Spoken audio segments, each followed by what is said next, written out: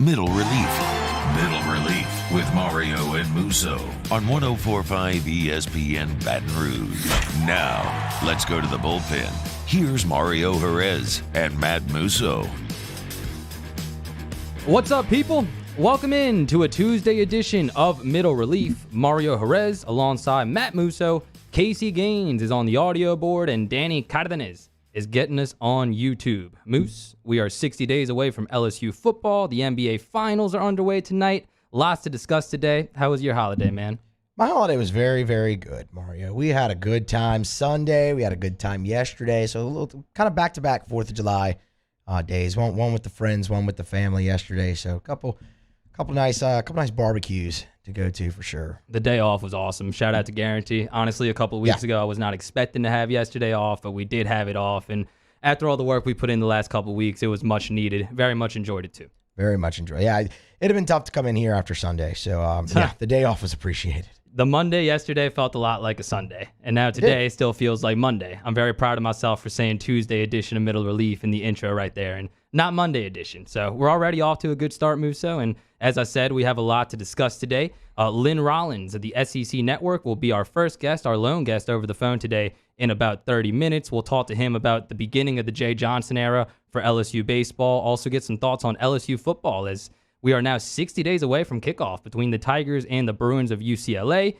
And coming up at 2 o'clock, as he is every day, Jeremy Hill will be in studio to talk some football. He'll relieve Musso as he normally does. But I wanted to lead the show talking some LSU baseball. And we've talked about him some since the Kendall Rogers tweet went up. And it looked like Jacob Berry was going to transfer to LSU, but that's not likely anymore. It is a reality because on Sunday, Jacob Berry announced that he has officially transferred to LSU. He'll begin classes on August 22nd at Louisiana State University, and we've gone through the numbers before, Musso. This guy is really, really good at hitting the baseball. Batted .352 last season with team highs of 17 home runs and 70 RBIs, was the National Co-Freshman of the Year according to Collegiate Baseball newspaper, and now he adds to an already stacked LSU lineup when it comes to Morgan and Dylan Cruz, who was his teammate over the weekend. We'll get into that, but really good couple of days for LSU baseball as Jacob Berry is officially a Tiger. Yeah, that's huge news. And I mean, it was from the moment Kendall sent that tweet out, it was widely thought and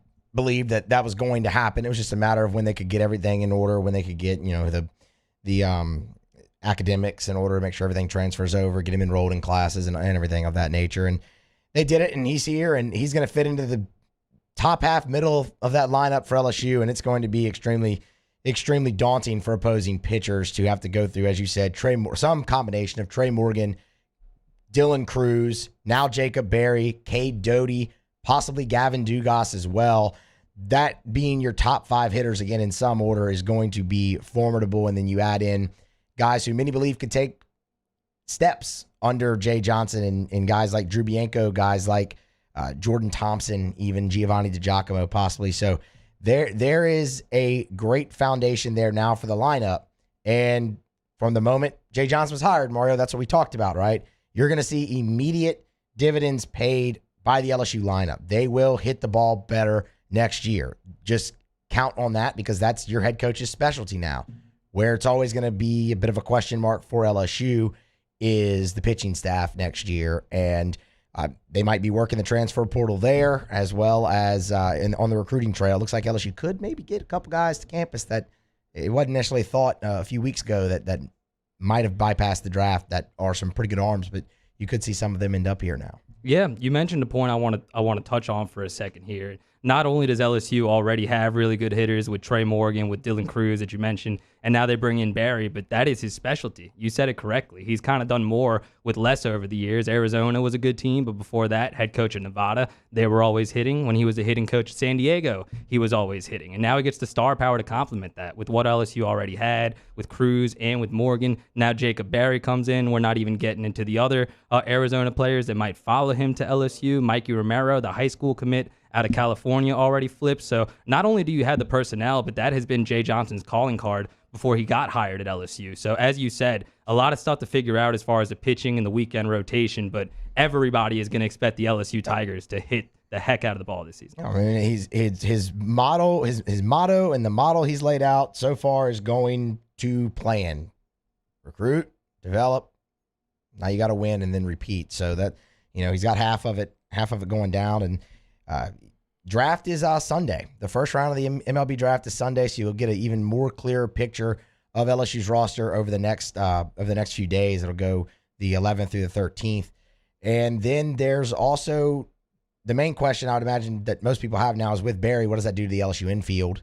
Jacob Berry is a guy who plays third and first, but can also DH. He spent all of Arizona's postseason run at the DH spot and in the 2-hole in the lineup. So you have a lot of options there. I mean, we've talked about it a little bit. If you wanted to play third, you can easily kick Cade Doty back over to second base. Cade's got plenty of experience there, and Cade Doty has a spot on this team. He hit over 300 with 13 home runs last year and was second on your team in RBI. That guy has a spot on this roster no matter who the coach is. So he will start, he will play. It's just where. May it be at third, may it be at second. I know a lot of people have brought up Trey Morgan and potentially moving him to the outfield, and that's an interesting test case. I think that's certainly somewhere Trey could play. He's got great athleticism. I liken that a little bit more to the case of Jacoby Jones from a few years back at LSU.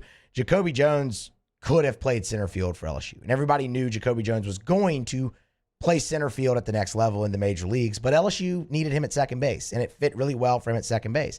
It might have been 2012. I think it was 2012. He was actually the opening day center fielder for LSU, and it lasted about 2 weeks because the defense struggled at second, and so they moved him back and figured something out in center field. That might be kind of how a Trey Morgan situation works. Yeah, sure. That might be where he plays at the next level. Probably is in the outfield.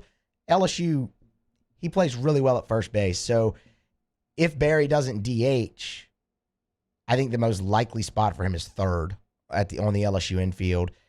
But I mean, if you can't necessarily plug him into DH because there's other candidates on this team who could DH. I mean, LSU only had about 4 guys enter the transfer portal. So, and now if you're going to do it, you have to go through the waiver process. You missed the July 1st deadline, so there is no immediate eligibility. You're going to have to go through that waiver process. So, from a transfer standpoint, not saying there won't be more, because I think there might be a couple, but I think everyone who's left thinks they can battle for a spot on this team and make it. Yeah, good problem for Jay Johnson to have, if you want to call it a problem. Going to have to maneuver some things around.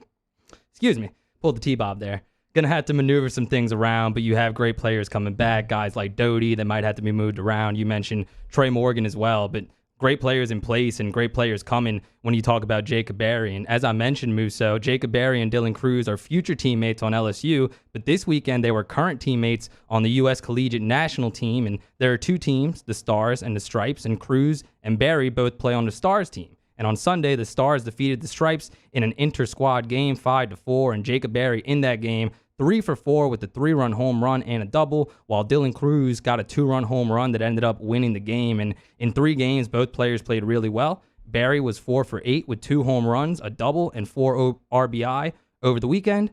Meanwhile, Dylan Cruz was 5 for 12, 1 home run, a double, 4 RBIs, and a stolen base. If you're an LSU fan watching this showcase, watching the U.S. Collegiate National Team and seeing Cruz out there, seeing Jacob Berry out there, had to be really excited for what's ahead. Yeah, I mean, that's going to be a lot of fun to watch at the box next year. I mean, that's and even in the fall. I mean, even when those 2 guys are playing fall ball at LSU together, when you get your first look at both of them on the same team in Baton Rouge, that's going to be a lot of fun. It's crazy. They almost kind of had identical seasons. I mean, you mentioned Berry hit 352. Well, Cruz hit 362. So I mean, it's a 10-point differential there. Berry has 17 homers. Cruz had 18.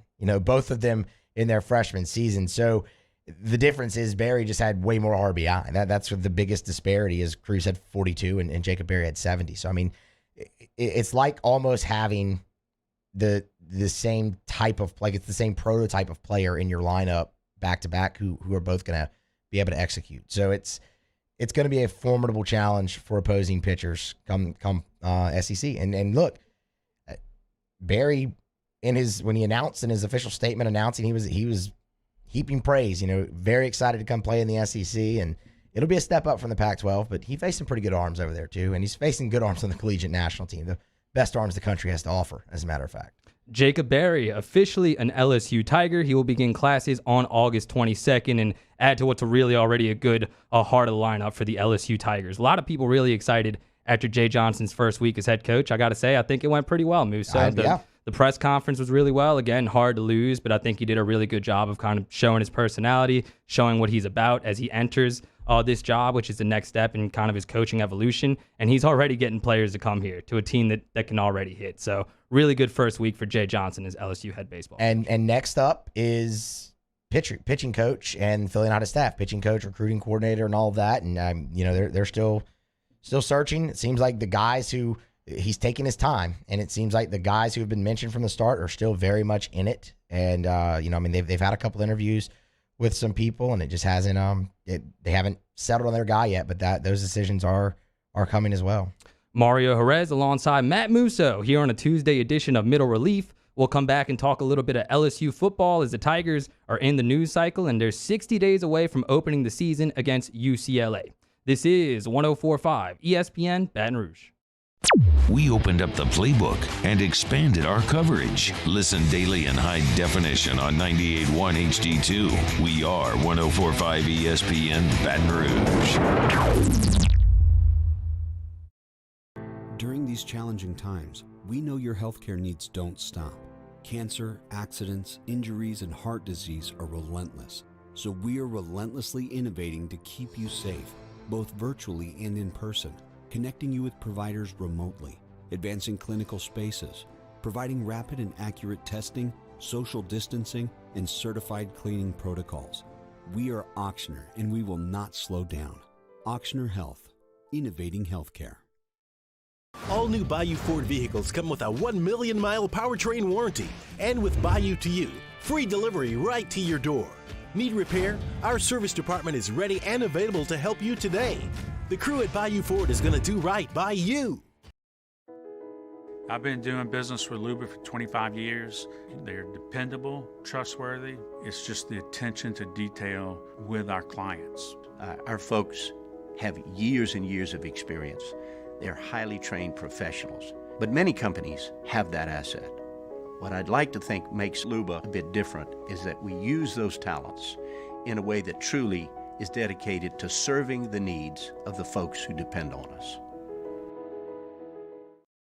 Are you a licensed contractor? There's lots of good contractors in Louisiana doing work the right way, but unfortunately, too many unlicensed contractors are working outside the licensing requirements. Working as a contractor in Louisiana requires a license for the company doing the work.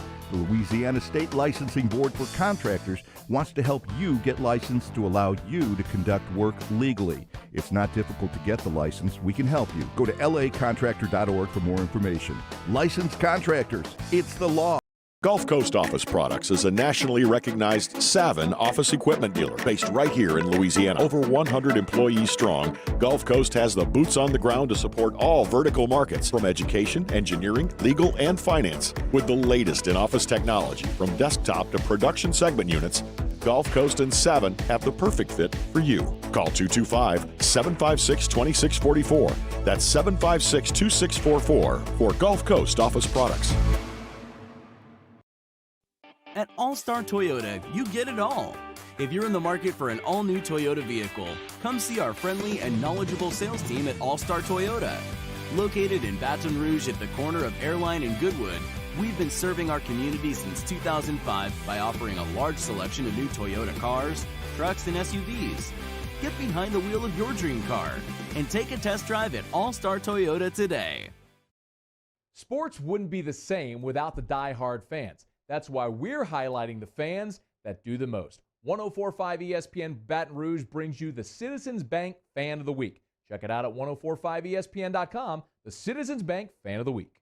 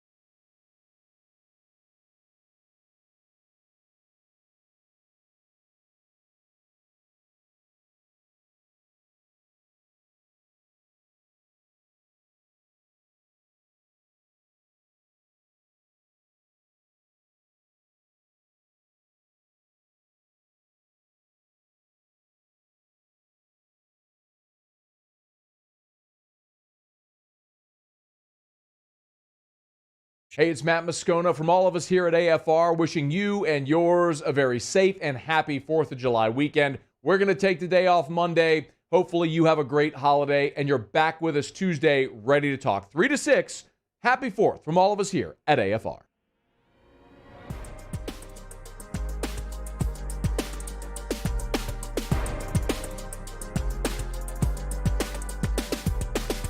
Middle Relief with Mario and Musso on 104.5 ESPN Baton Rouge.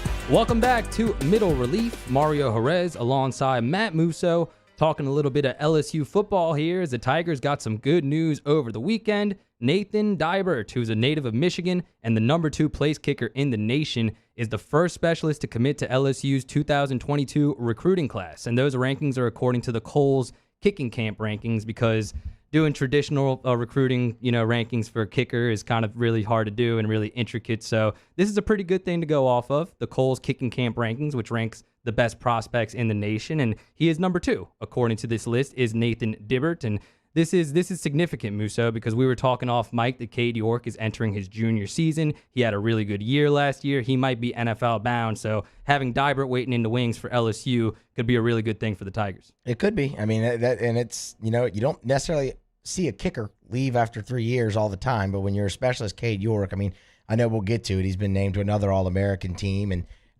we've had the conversation multiple times here already that, quite honestly, he should have been at least a finalist for the Grozo Award last year, if not won the thing. So, yeah, that's a great pickup. It feels like it's just another Cade York type of kicker coming in to LSU, somebody who you expect as soon as they step on campus as a true freshman to be able to make big kicks, and that's what Cade York has done, and he's done it for 2 years now, and will do it for another year. So Nathan Dibert next in line there. And I mean, LSU, honestly, while maybe not many of them have ended up in the NFL like somebody like Cade York will, but the run of kickers that LSU has had here lately has been very, very strong. And we were talking at the break about Avery Atkins just being on the team and kicking the ball out of the end zone for what feels like 5 years now. I mean, it's he's not even kicking the field goals, but he's a weapon in the kicking game. Cole Tracy, of course. You can go back to someone like Josh Jasper, who, I mean, Josh Jasper felt like Mr. Reliable every single time he went out there to kick the ball. Colby Delahousie had a nice run to LSU. Drew Alamo. So, I mean, the run LSU's had on kickers, while, again, they haven't really ended up in the NFL, they've scored a lot of points for the Purple and Gold. You're right, but they did have a little 3-year period where they struggled, and they struggled bad right before they hired Greg McMahon to be the special teams coordinator under Bradley Dale Pivito, who overall did a really good job as special teams coordinator. Good recruiter. But towards the end, the kicking kind of fell off. And story time with Mario here, as I like to do. But I remember very distinctly the 2017 game against Arkansas. LSU was at home, and they kept missing extra points. Yep. The kickers that day were Connor Culp and Colby Delahousie, and they missed the first 2 or 3 extra points. And on the 4th touchdown, when they finally made the extra point, the crowd let out this really loud, sarcastic cheer. And when you think back on that game, and then the first game of the very next season, when Cole Tracy comes in, makes the 50-yard field goal, does what he does, and what LSU's kickers have done since then, and now you're recruiting top kickers in the country, number 2 in the USA. LSU's kicking game since the end of the Bradley Dale Pivito era has come a really, really long way. Like I said, it's a good run right now the Tigers are on with the guys who boot the ball. Yeah, and Cade York, you mentioned his stats, and the numbers don't lie, Musso. I mean, last year, winning second-team All-American honors, 18 of 21 field goals, 36 out of 36 on his PATs. His 18 field goals led the SEC, while his percentage of 86% ranked number 3 in the country. And by the way, he had 6 field goals of 50 yards or longer, which was an LSU record, including that 57-yarder to win the game at Florida in the fog. I mean, think of the degree of difficulty with all the context there. In the fog, on the road, 57 yards, which is long for an NFL kicker, much more a college kicker. For him to step up in that spot was really impressive. And we're not even getting into his freshman year, Musso, when he was really, really good as an 18, 19-year-old. I mean, 21 out of 27 field goal attempts, 89 out of 93, led the nation in PATs. A lot of that was because of the offense, and they scored 89 touchdowns, which is obnoxious. But that 2019 year, he was really good too. And I think back to the game against Texas. Yeah, that's the one. Everybody always brings up the 3rd and 17 and the dagger touchdown at the end. But for Cade York to step up in that game and make 3 field goals in the first half, all 40 yards or longer, LSU needed every single one of those kicks. If he doesn't come through, LSU possibly loses that game against Texas. So he's had ice water in the veins from the very beginning of his career, and it's kind of culminating now for LSU. And by the way, they might have his successor in place now. And what you just mentioned about Cade York as a freshman, that's what's going to be expected of Nathan Deibert. So it's just like you're the star running back coming in right now for LSU, or receiver or defensive lineman. Even if you're the kicker, you're going to be ranked number 2 in the country. You're going to be expected to contribute as soon as you step foot on campus. Cade has a very strong leg. He does. Cade's not here to play the sounder, but we know he does, and the numbers support it. And LSU had a really good recruiting weekend, Musso, because LSU commit Walker Howard was off the bench this morning, and over the weekend, he was at the Elite 11 camp in California. And the way this camp works is 20 quarterbacks are invited. They're ranked as the top 11 after they get there, and then they rank the top 5.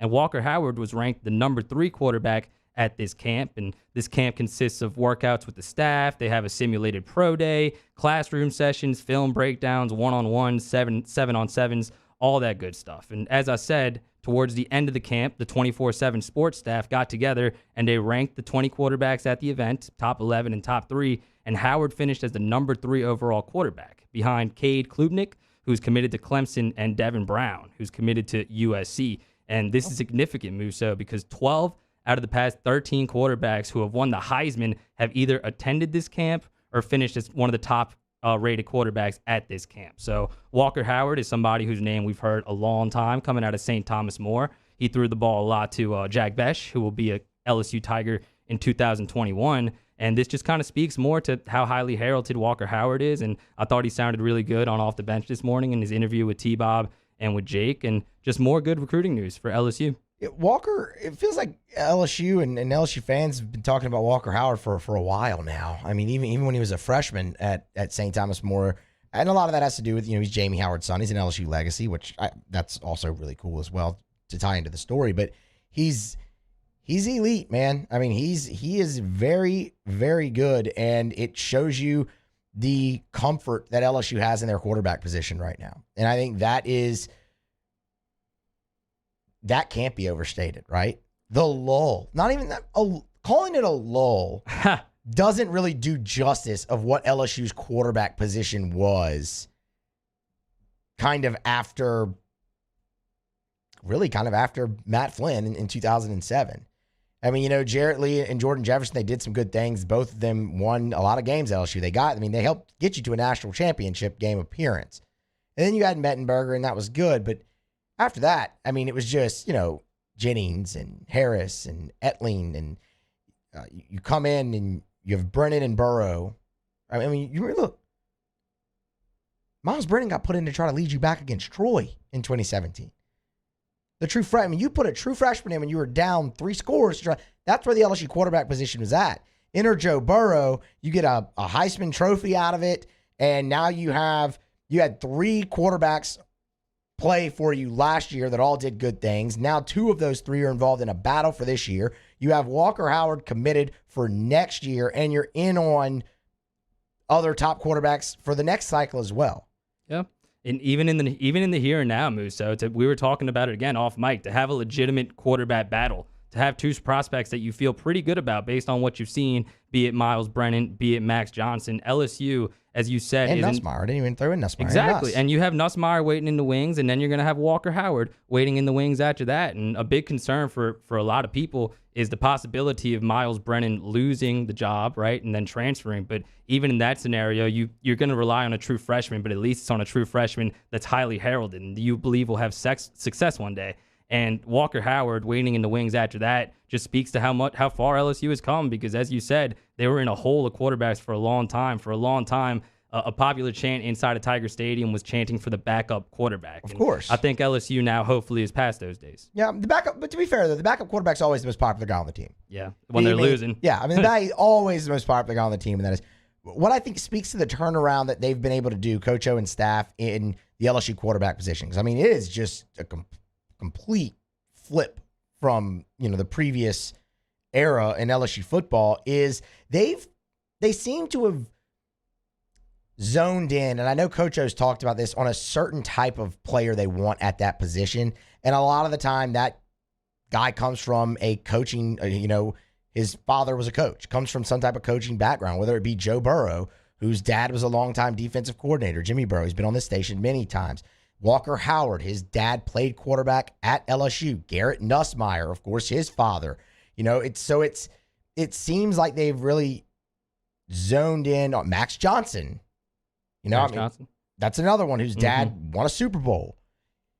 They seem to have zoned in and honed in on that type of model for that position at LSU, and it's so far paid very strong dividends. Yeah, guys that can think for themselves. How often have we brought up Joe Burrow's first game at LSU, his first start, and his first touchdown drive that he engineered? He didn't throw a touchdown. He didn't do anything spectacular, but LSU fans were so excited when he checked out of a pass play into a run play, and Nick Brissett had a hole wide enough for me to drive my truck through on his way to a touchdown run. Stuff like that, quarterbacks like that kind of fit the mold of what you're saying, so they're able to make these adjustments in games, and that was unheard of during the era that you were just talking about with Brandon Harris and Anthony Jennings and all those guys. So you definitely see it paying dividends for Coach O, and that is Coach O 100% deserves the credit for that. Well, yes, absolutely. I mean, look, O and his staff have gotten together and picked out, what they want in players at certain positions, and at quarterback, it's definitely somebody who's come from a coaching background, from their father or grandfather or whatnot. And honestly, that's true for a lot of guys on LSU's team. But I think quarterback's the position you see it most at, and you can hear it when you talk to these guys. I mean, you mentioned Walker Howard. I mean, he sounds like the son of somebody who played quarterback in Division I. You talk Max Johnson, sounds like the son of a Super Bowl winner. Nussmeier sounds like the son of a coach and of a former NFL quarterback. So. It's reflected also in their leadership, their leadership abilities that they have as well. You think of somebody like Garrett Nussmeier, who was behind so much of the success LSU had in this past recruiting class. He was one of the leaders of that class, helping to get other guys to commit to LSU, organizing those weekends during the pandemic where they took their own visits and things like that. So all of that ties into that mold that LSU wants in the quarterback position, and I think ultimately that is why you've seen such a turnaround in that room at LSU in the past 3-4 years. We will talk LSU football throughout the show today. The Tigers 60 days away from kicking off the season. Before we break and get to Lynn Rollins, I do want to mention that 2 more former LSU Tigers have qualified for the Olympics. The first being former LSU golfer Magdalene Sagstrom, who will represent her home country of Sweden, and she will be the first former LSU golfer ever to compete in the Olympics. And male or female. Male or female. And on top of that, former basketball Tiger Duop Reith will play for his native Australia in the Olympics. So shout out to Magdalene Sagstrom and Duop Reith. I believe that's, let's say that's at least 3 former Tiger. And then you got Javon Harrison as well, so that's at least 4. Sha'Carri Richardson could still participate in the relays. That'd be 5. I mean, and I might have actually left a couple out.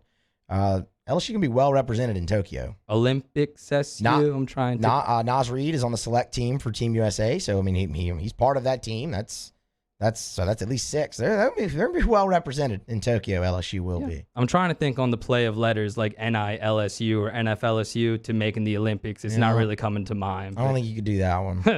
We got to call LSUSA. It's not as good. It's just not as good. We got to get Cody Warsham's take on that. But I did want to mention during the show, Duop Reith, I really enjoyed watching him play at LSU. And I really enjoyed that first team in the Will Wade era when they made it to the NIT. They actually threatened to make the NCAA tournament, which they could have made with a couple more wins in the SEC. But that was a really fun year. I will never forget driving from New Orleans to the PMAC to watch that game in the NIT, LSU and UL. And a bunch of my buddies were giving me flack, like, why are you making that drive just to watch an NIT game? But Musso, I am so happy I went. That was one of my favorite PMAC experiences ever when LSU beat UL Lafayette and Will Wade screened to Bob Marlin at the end. That was a memory. That was a memory I'll never forget. So shout out to Duop Reith and to that team. That press conference is phenomenal.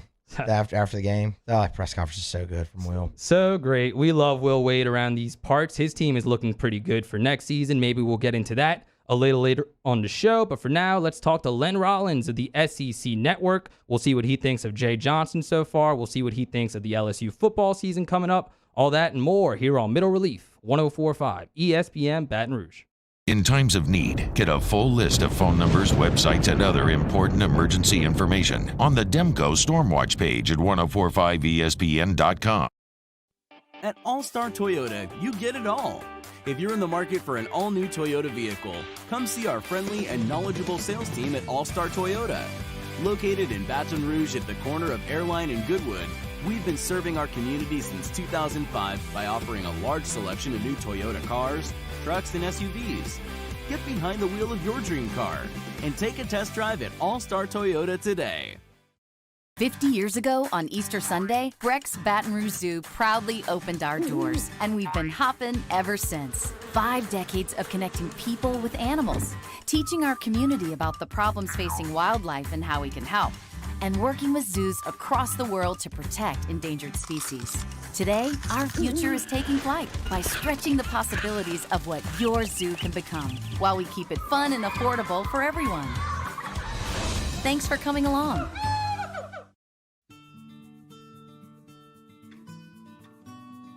This is a house call. This is a follow-up appointment. This is a diabetes checkup. This isn't just more convenient care, it's more advanced care. This is innovating healthcare at Louisiana's #1 hospital, Ochsner. ServiceMaster Elite create clean, disinfected work environments. As a local business, we take pride in serving the New Orleans and Baton Rouge areas. Our cleaning protocols follow CDC and OSHA standards for healthcare settings, offices, senior living, restaurants, and industrial plants. Contact ServiceMaster Elite to get your operation ready for reopening with germ disinfection cleaning. ServiceMaster Elite, the trusted choice in professional cleaning since 1996. There it is, the extra mile, on the border of expected and extraordinary for those willing to go further, like vans customized for work or play, with safety and tech to keep you connected, supported by a 5-star sales, service, and finance team, and backed by the 1-star you know. So go the extra mile. It's never crowded, because so few have what it takes to go there. Mercedes-Benz Vans. Starting in 1974, Central Plumbing has served Baton Rouge and surrounding areas for all of their plumbing needs. Through these tough and trying times, we want you to remember that the Payne family is here to continue to support and serve you. As a multi-generational business, there is no job that is too big or too small. Residential, commercial, industrial, hospitality, we're here for anything you need. 24/7, 365. Give us a call, 225-925-8552. It's no secret, the best oysters in Baton Rouge are at Jolie Pearl Oyster Bar. Enjoy mouth-watering South Louisiana flavor and oysters from all over the country. And don't forget our nightly drink specials.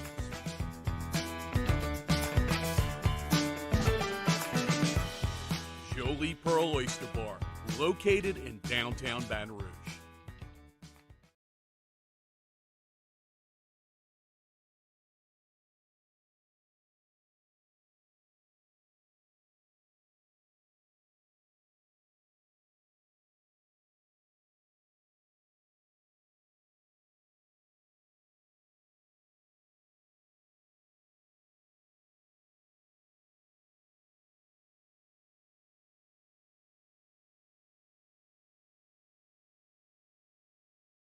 Coming up on Wednesdays, Off the Bench, a couple of the Saints' top draft picks stop by, as first-round pick Peyton Turner and second-round pick Pete Werner both join the show. And a brand new Would You Rather Wednesday. Off the Bench, 104.5 ESPN.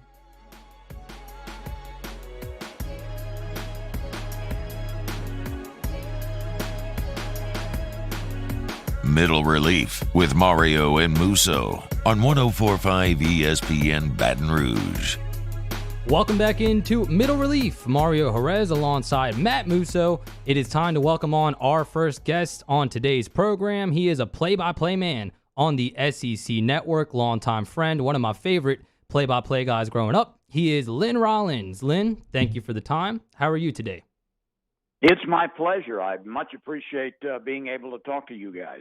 Yes, sir. We appreciate having you on very much. And I wanted to talk LSU football with you, Lynn. We are now 60 days away from the season opener, LSU and UCLA. But I wanted to start the interview with some LSU baseball talk because you and I have spoken off mic about Jay Johnson coming to LSU. But this is your first time on Middle Relief since he was formally introduced as the Tigers' next head baseball coach. So what was your initial reaction to LSU hiring Jay Johnson from Arizona? Well, if I were in the hiring process and somebody said, you get one chance at picking the best baseball coach in America, you might go with Tim Corbin with Vandy. You might go with Chris Lemonis, the new winner of the College World Series at Mississippi State. But if those guys are not available, then certainly the next 6 or 7 that are on the agenda are very, very capable. And Jay Johnson is definitely one of those. Yeah, and so I think Go ahead. Go ahead, Lynn. I think Jay Johnson certainly won the press conference. And that doesn't account for any wins next year and in years beyond. But he won the press conference, and I think the enthusiasm he had, plus, of course, the new player, Jacob Berry, who had a fantastic freshman season offensively, is going to help LSU a great deal. He's a designated hitter for the most part and also plays some corner infield. So he's a guy that can really help if he brings his .352 average, 17 homers, and a team-leading 70 RBI from Arizona. That is certainly a huge addition to a lineup which, quite frankly, too many times during the season had 2 and maybe 3 easy outs in it, and you just can't afford to do that over the course of the season. Lynn, I want to ask you, you went into it a little bit there, but about the work that Jay Johnson has done so far, because I think it's really impressive that he can get a guy like Barry to come over from Arizona in the Pac-12 and follow him to LSU. He also got an Arizona commit, Mikey Romero, out of California, to flip his commitment to LSU. And a big criticism of Jay Johnson coming in was his ability to recruit, or maybe his lack thereof in the SEC, because he has never coached in the SEC. But do you think he's kind of silenced his critics with what he's done so far and bringing over guys like Barry, like Johnson? And what do you make of the work he's done overall so far since taking over? Well, it's a heck of a start, that's for sure, and the LSU lineup can definitely use a boost. So that's a very, very good start. There's a lot more work to be done. There's a staff to be filled out, of course, in totality. But I like the way he has embraced the opportunity.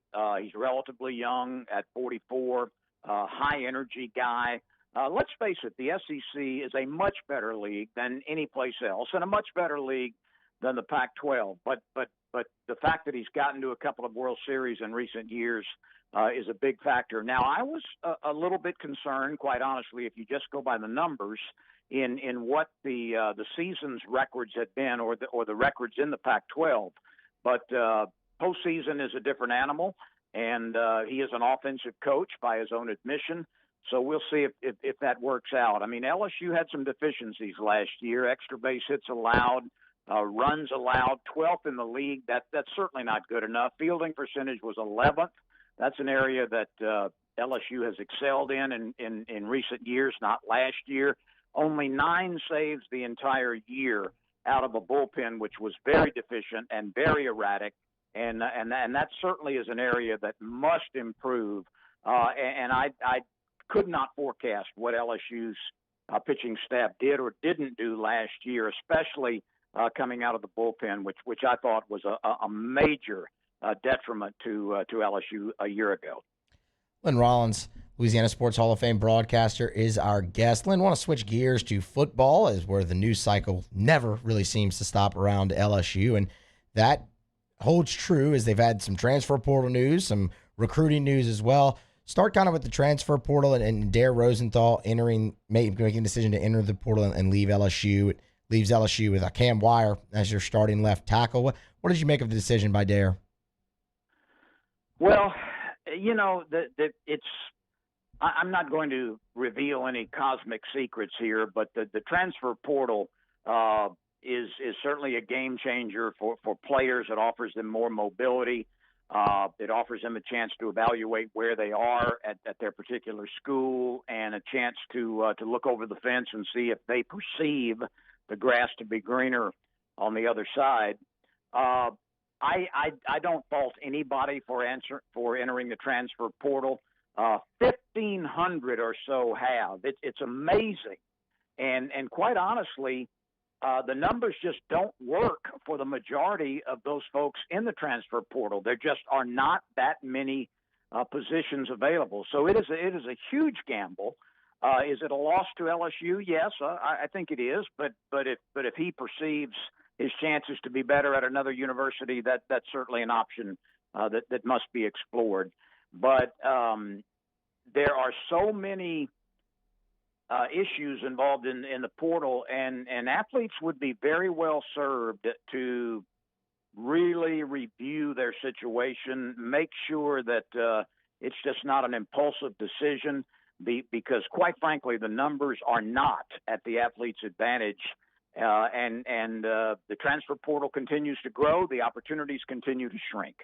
Lots of off-field talk, Lynn. Lots of change in college football, whether it's that or the name, image, and likeness or the expanded playoffs. But let's talk about the game on the field for a second, because I'm really excited that we're only 60 days away until we can see some actual LSU football. And I wanted to ask you what kind of your keys to the season were. When we talk keys to the season on this show, I'm always very vocal about how important I think the running game will be this year. The last 4 years, if you look at the numbers, even during the championship year, LSU's running game wasn't as efficient as it needed to be. In my opinion, for me, that's a big key this season. What are some of your keys to the season for LSU football?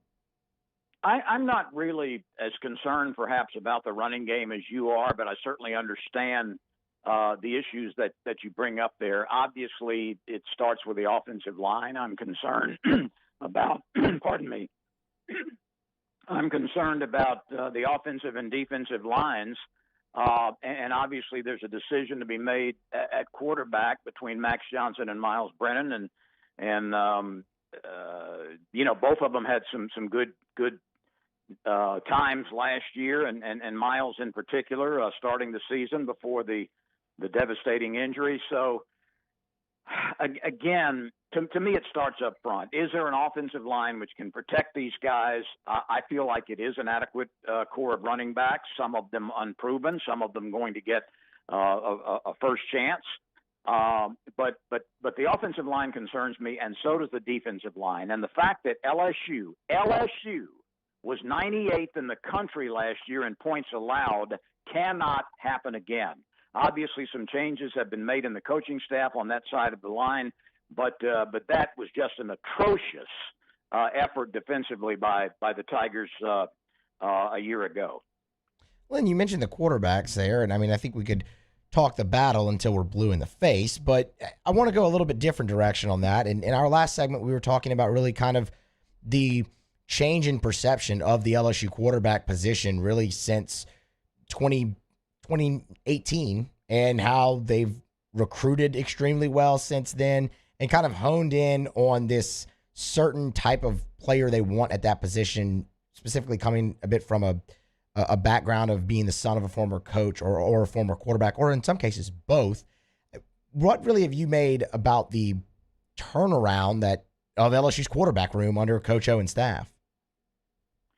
Well, again, some of it's inevitable, and they've recruited a lot of quarterbacks. It's inevitable that the field will shake out. There's always the eternal debate over should Miles Brennan inherit the starting job again, since he, after all, was the starting quarterback for the early part of last season before being injured. Should he automatically be given that starting position again? My answer to that is pretty simple, and it's a two-letter answer, N-O. You've got to earn it every year, but I think he certainly deserves a chance to have a breakout season. He's a guy we all know has been in the shadows throughout his career so far. Was off to a terrific start last year before the injury. We all, I think, sentimentally would love to see him in the latter stages of his collegiate career have a breakout year, have a Joe Burrow type year. I'm not saying a national championship, but really be given a chance to flourish both with an offense and health. And so we're all pulling for him. And then Max Johnson, of course, was very impressive the last 3 or 4 games off the bench and added a dimension that we hadn't seen in a while. Lynn Rollins joining us here on Middle Relief, Louisiana Sports Hall of Fame broadcaster. Lynn, thank you so much for your time, for your insight. Have a great day. Yeah, and just a quick return to baseball. Go ahead. I mean, Dylan Cruz was 3rd in the league in hitting. He was 3rd in slugging percentage. He was 3rd in on-base percentage. He tied for 4th with his teammate Trey Morgan in total hits, 5th in home runs and runs scored, number 1 in total bases. I mean, this is not a roster that's devoid of talent. Gavin Dugas led the SEC in RBI and number 3 in home runs. And, of course, Morgan had a terrific freshman year.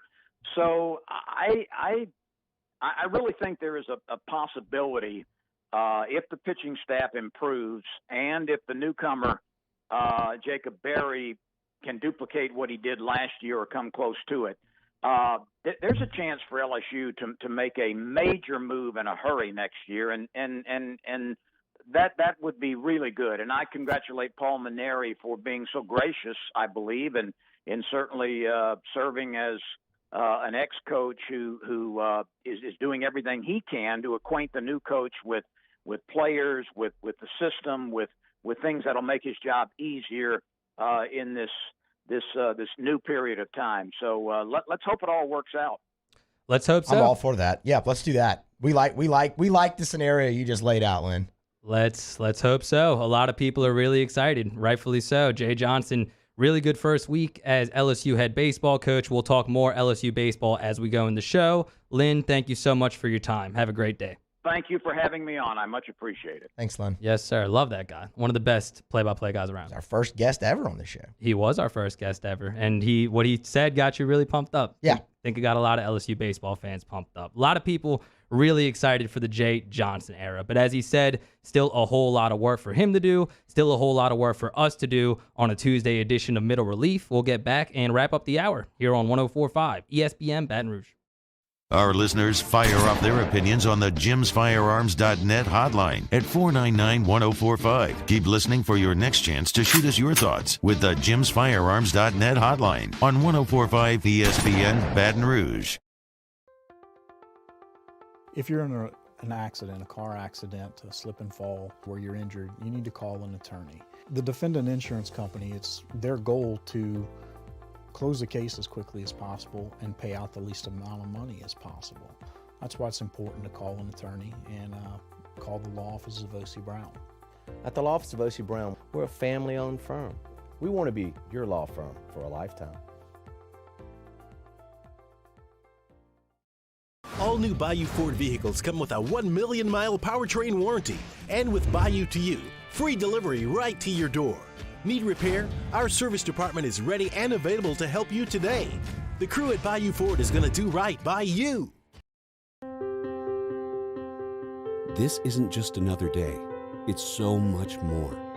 Kelly's life was put on hold when her auctioneer primary care doctor discovered a rare blood disorder. Her doctor connected her to an auctioneer care team of cancer, heart, and kidney specialists. With multiple primary care locations around Baton Rouge, same-day appointments, and online scheduling, we're relentless about keeping you healthy. Auctioneer Baton Rouge, innovating healthcare for Kelly. I've been doing business with Luba for 25 years. They're dependable, trustworthy. It's just the attention to detail with our clients. Our folks have years and years of experience. They're highly trained professionals. But many companies have that asset. What I'd like to think makes Luba a bit different is that we use those talents in a way that truly is dedicated to serving the needs of the folks who depend on us. Are you a licensed contractor? There's lots of good contractors in Louisiana doing work the right way, but unfortunately, too many unlicensed contractors are working outside the licensing requirements. Working as a contractor in Louisiana requires a license for the company doing the work. The Louisiana State Licensing Board for Contractors wants to help you get licensed to allow you to conduct work legally. It's not difficult to get the license. We can help you. Go to lacontractor.org for more information. Licensed contractors, it's the law. Le posso offrire un caffè? Le posso offrire un caffè? Andiamo insieme da me, non c'è. Call Mr. Electric today for electrical repairs, upgrades, and installations.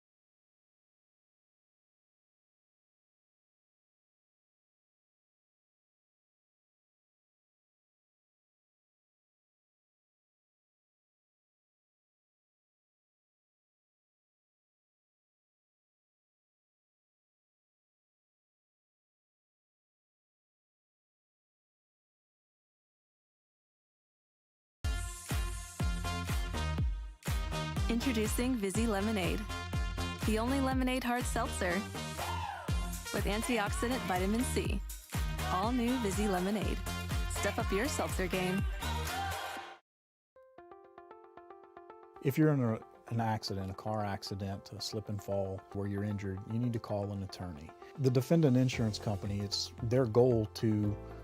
Hey, it's Matt Moscona from all of us here at AFR, wishing you and yours a very safe and happy 4th of July weekend. We're going to take the day off Monday. Hopefully you have a great holiday, and you're back with us Tuesday, ready to talk 3 to 6. Happy 4th from all of us here at AFR.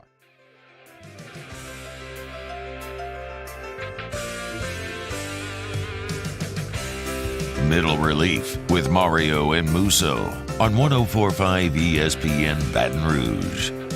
Welcome back into Middle Relief. Mario Jerez alongside Matt Musso. Shout out to Lynn Rollins, who decided the interview was not over when I said it was over. He had to get his Jay Johnson bit in, but he's really excited. I respect the hell out of that. Yeah, he's really excited about it. I'm not going to fault him for that at all. That was great. Got Musso pumped up, got me pumped up, and any fan of competitive eating this weekend was really pumped up because Joey Chestnut won his 14th world title in the last 16 years. He ate 76 hot dogs in 10 minutes. But the story was not the record. The story that day was ESPN's feed dying right before he finished his record 76 hot dogs. So the history was not documented. Thanks a lot, ESPN. So how do we even know that it happened? I guess word of mouth. Boots on the ground. Word of mouth. Well, it was his old record, his own record that he broke too. So he does that every year. He breaks his own record every year. You know why? Because nobody else can eat that many hot dogs in 10 minutes, nor should anybody be able to do that. That's disgusting. 76 hot dogs in 10 minutes. That is just gross. Question for the room. How many hot dogs do you think you could eat in 10 minutes, Mario? Probably like 5. Casey, how many hot dogs do you think you could eat in 10 minutes? That's a lot of carbs. 2 or 3? Danny. Danny says 5. Kevin, how many? Okay. So 10. That's impressive. Optimistic. I would say I might be able to do 4 in 10 minutes. You can call it gross, Musso, It but is just gross. the willpower that takes, that's pretty impressive, man. 76 hot dogs in 1 minute. I mean, this man is the best at what he does, and you cringe, but I've heard people, put him in the conversation for best athlete ever. When you put into account mastering your sport, breaking records, doing something that nobody else has done, Joey Chestnut is up there. He's good. He's very good. I'm never going to put a competitive eater atop a list of best athlete ever, though. So you do or not, anywhere near the top of the list. So you don't consider competitive eating a sport? That's not what I said. It is a sport. It's just not a sport that I think enough people respect for me to consider putting the best in that sport near the top of a list of greatest athlete of all time. It's absolutely a sport. Yeah, sure. Anything can be a sport. We got about a minute left. Danny, if you can pull up this tweet at 12:45. I don't know if you saw this over the weekend, Musso, but this guy at an MLB game has a beer in one hand, has a child in his other arm, momentarily lets go of the child, catches the foul ball. Is that a good move or a bad move? Because again, just like Joey Chestnut, it's impressive. It's a great move because he didn't drop the child. He also recaught the child, and he didn't spill his beer. And that is impressive. That's what we like. Saved your kid's life, caught the ball, didn't spill the brew. That's a good day at the ballpark. Yep. I mean, look a moment. Got the jersey on.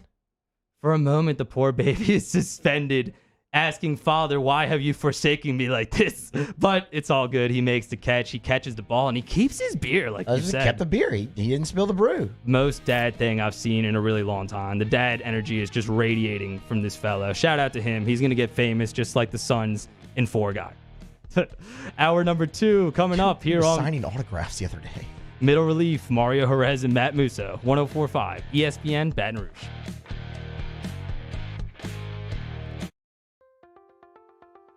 If you're in an accident, a car accident, a slip and fall where you're injured, you need to call an attorney. The defendant insurance company, it's their goal to close the case as quickly as possible and pay out the least amount of money as possible. That's why it's important to call an attorney and call the law offices of O.C. Brown. At the law office of O.C. Brown, we're a family-owned firm. We want to be your law firm for a lifetime. Gulf Coast Office Products is a nationally recognized Savin office equipment dealer based right here in Louisiana. Over 100 employees strong, Gulf Coast has the boots on the ground to support all vertical markets, from education, engineering, legal, and finance. With the latest in office technology, from desktop to production segment units, Gulf Coast and Savin have the perfect fit for you. Call 225-756-2644. That's 756-2644 for Gulf Coast Office Products. At All-Star Toyota, you get it all. If you're in the market for an all-new Toyota vehicle, come see our friendly and knowledgeable sales team at All-Star Toyota. Located in Baton Rouge at the corner of Airline and Goodwood, we've been serving our community since 2005 by offering a large selection of new Toyota cars, trucks, and SUVs. Get behind the wheel of your dream car and take a test drive at All-Star Toyota today.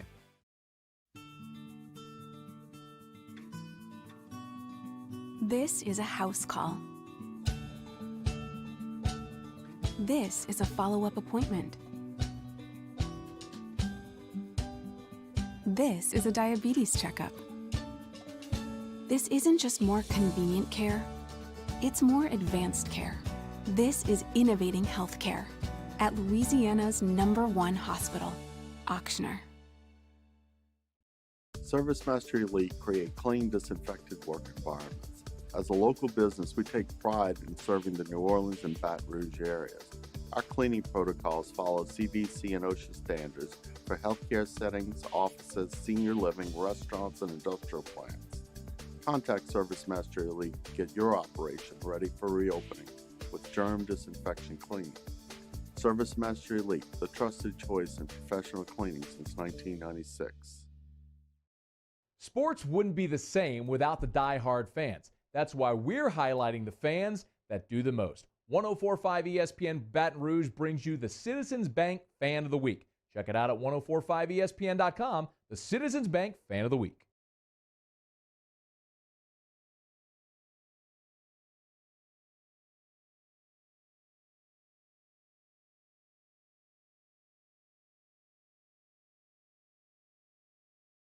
Gulf Coast Office Products is a nationally recognized Savin office equipment dealer based right here in Louisiana. Over 100 employees strong, Gulf Coast has the boots on the ground to support all vertical markets, from education, engineering, legal, and finance. With the latest in office technology, from desktop to production segment units, Gulf Coast and Savin have the perfect fit for you. Call 225-756-2644.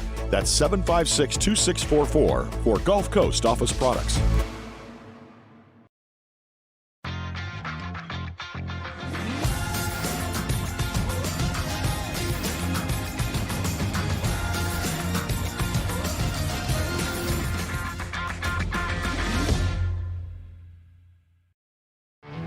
There it is, the extra mile, on the border of expected and extraordinary for those willing to go further, like vans customized for work or play, with safety and tech to keep you connected, supported by a 5-star sales, service, and finance team, and backed by the 1-star you know.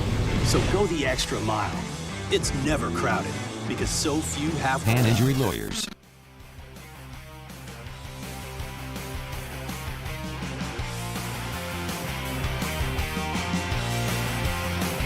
Middle Relief with Mario and Musso on 104.5 ESPN Baton Rouge.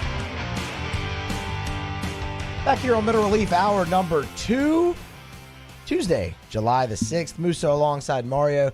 Casey Gaines keeping us on air, and Daniel Cardenas keeping us on YouTube.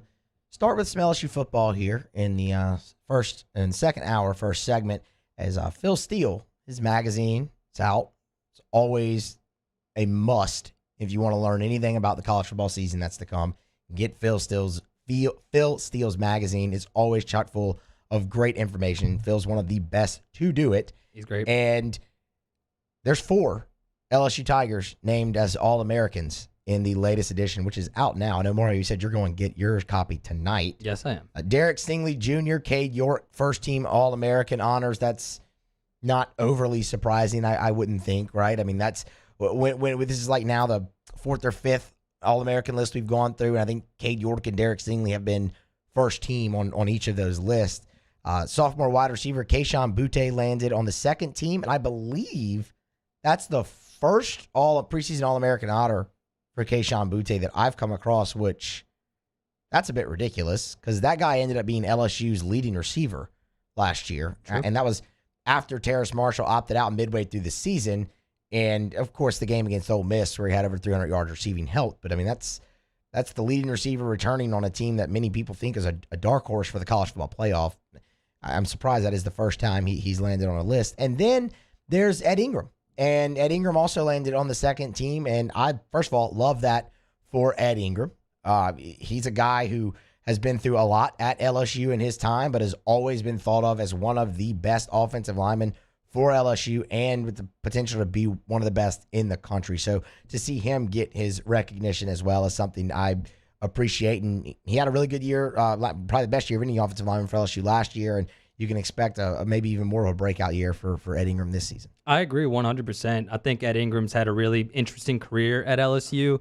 He was kind of thrown into the fire, him and Saahdiq Charles both their freshman years in 2017. But whenever he was called upon, Ed Ingram has stepped up. He had to miss a season due to some off-field stuff that I'd rather not get into, but just a really unfortunate situation for him. And he bounces back, has a really good last couple of years along the offensive line. And this year, he's one of the leaders on a unit that has a lot of questions going in. They get Brad Davis to come in and be the new offensive line coach. A lot of people feel really good about that. But then you get the stomach punch and Dare Rosenthal leaving in the transfer portal.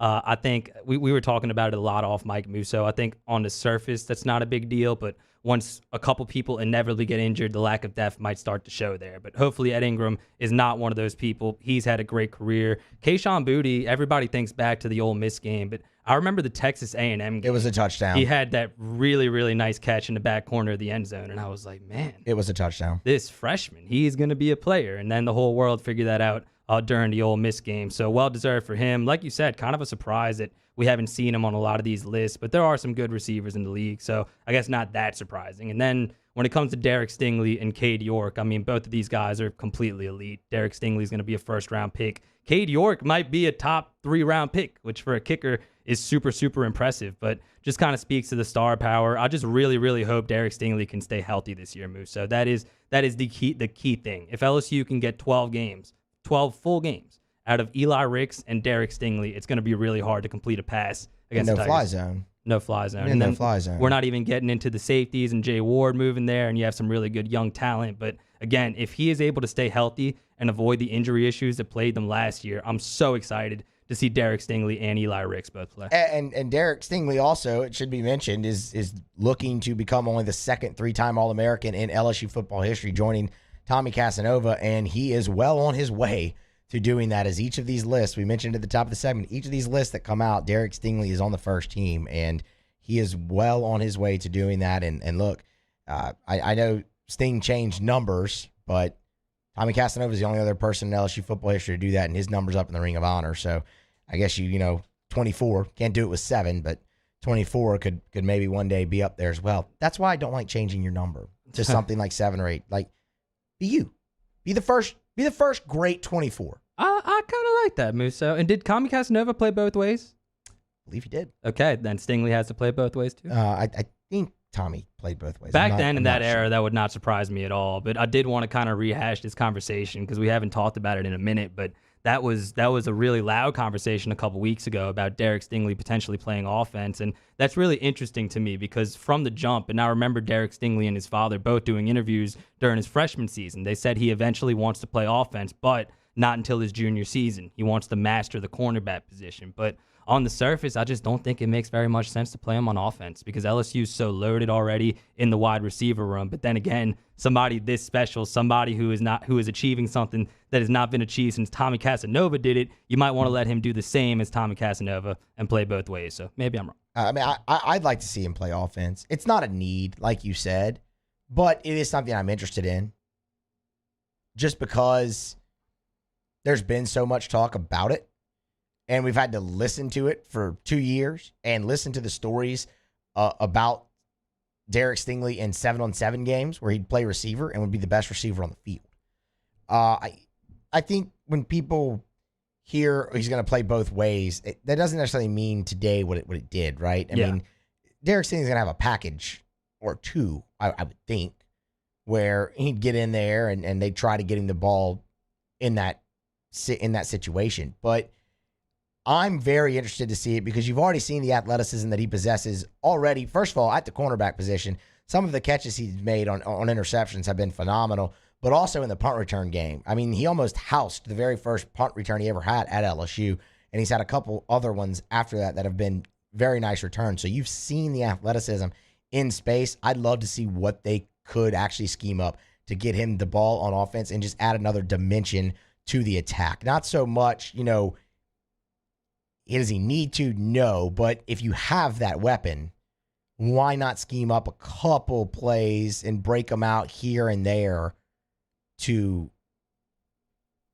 help the offense move? Yeah, it would probably be something like that, but he's just been so good at cornerback too. I feel like he definitely, is one of the best and is projected to be a first-round pick, but he's also still only in his 3rd season. I think he's going to continue to get better because, again, he didn't play that much last year, frankly, with the injury problems. So he hasn't really had the opportunity to build off of what he did in his freshman season, which was an amazing freshman season. But, again, the thing with me and Stingley this year is just his health because if he's healthy and Eli Ricks is healthy, again, LSU is going to have the best secondary in the nation. I agree with that. I 100% agree with that. They be a little young at the back end of the secondary there, but just those two guys healthy. Yeah, I mean, just those two guys healthy would be immense. I mean, for LSU's success defensively, and it was interesting to hear Lynn earlier when we had Lynn Rollins on talk about he's kind of concerned about the defensive line, and we ran out of time. I wanted to ask you about that.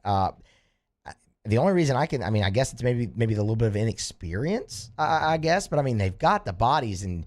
To hear Coach O and Andre Carter, they have both just raved about the defensive line. And look, a good defensive line can help the secondary out even more. You get you can get a coverage sack, but you can also get pressure on the quarterback and force that guy to release the ball earlier, maybe before the receivers really gotten into his route and the cornerback or the safeties right there to knock it away or intercept it. So I think that's one reason LSU has a chance to have a really solid defense this year is because I think they're going to be very good on the defensive line, and I'm in agreement with you. If Stingley and Ricks are healthy, you're going to be hard-pressed to find a better cornerback tandem in America. So I agree with you, and I disagree with Len on the defensive line because I'm so excited for the sophomores along the defensive line. Right. And when people say they're excited for the sophomores, you usually think of the edge guys, right? The guys that got the numbers, Ojulari and Ali Gay. But I'm super excited for the sophomores along the interior. I feel like Jaquelin Roy and Guillory could have been set up to have a huge freshman season because both of those guys were so highly recruited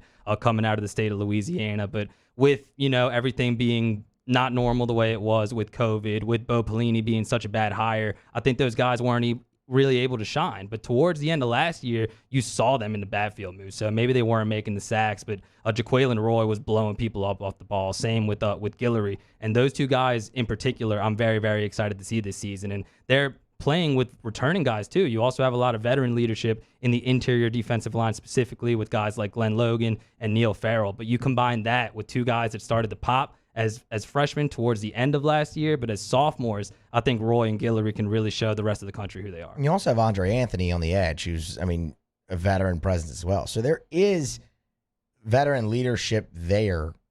Oh, and then, by the way, Mason Smith. Yeah. And he, that guy, again, I could see him have a little bit more of an impact in his freshman year, more than Roy did, more than Guillory did, because it's traditional offseason, and you're bringing in Durante Jones, who I think will be a much better DC than Bo Pelini did. But again, just think of all the names we're rattling off, Musso. You got one of the best freshman D-line in the nation. You got some sophomores coming back, and you got the 4- and 5-year guys. He literally can't be worse.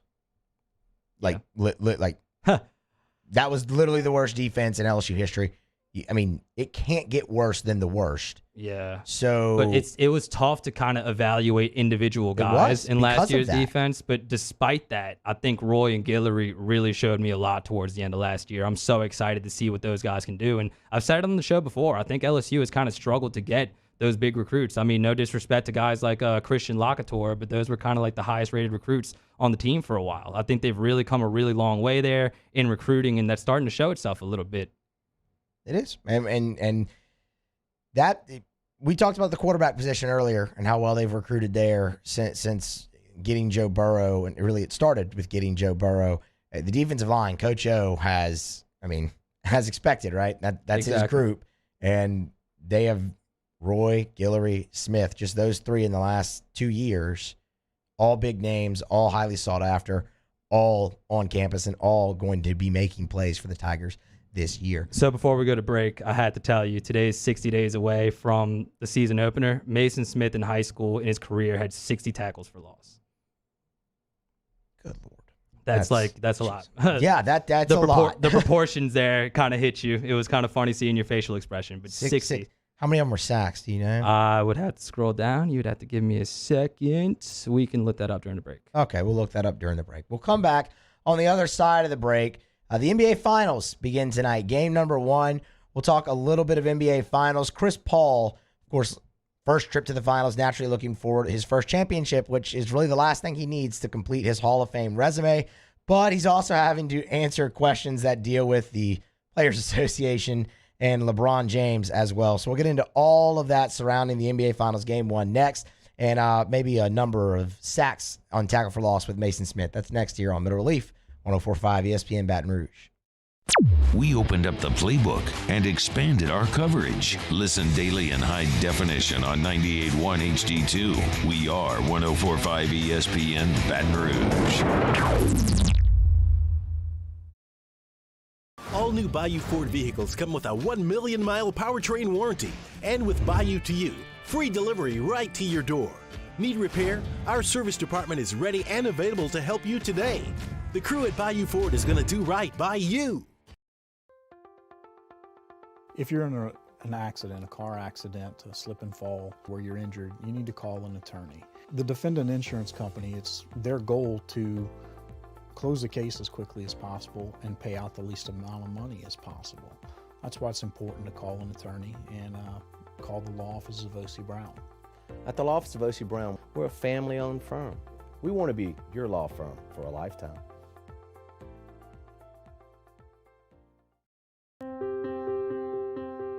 This isn't just another day.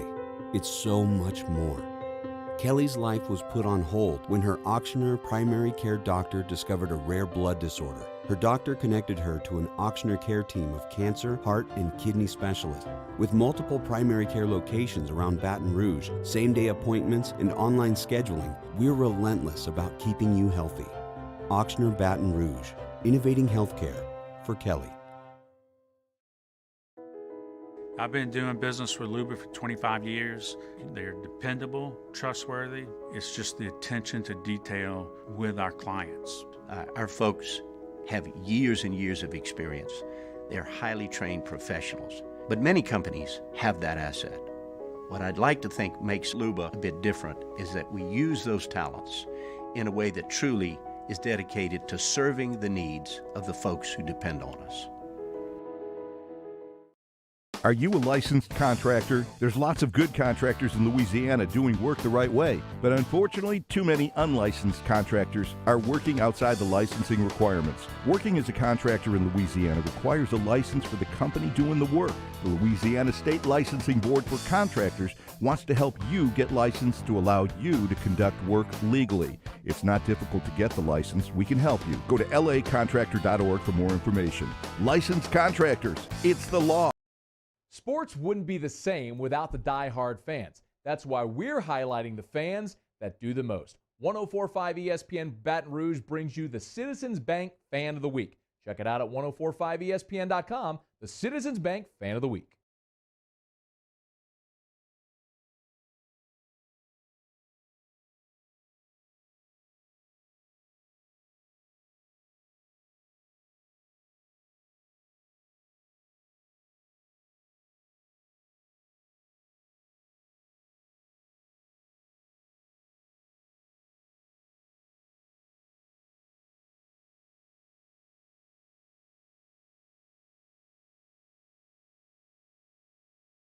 Follow us on Twitter at 1045ESPN to cast your vote in the Citizens Bank and Trust Poll of the Day. Vote daily inside Off the Bench, Middle Relief, and after further review, Citizens Bank and Trust brings you the Poll of the Day via Twitter at 1045ESPN.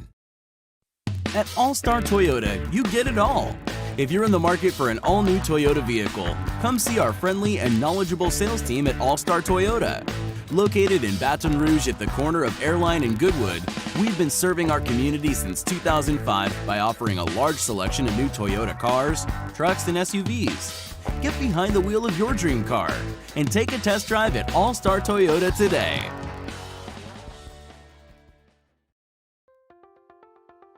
If you're in an accident, a car accident, a slip and fall where you're injured, you need to call an attorney. The defendant insurance company. Coming up on Wednesdays, Off the Bench, a couple of the Saints' top draft picks stop by, as first-round pick Peyton Turner and second-round pick Pete Werner both join the show. And a brand new Would You Rather Wednesday. Off the Bench, 1045 ESPN.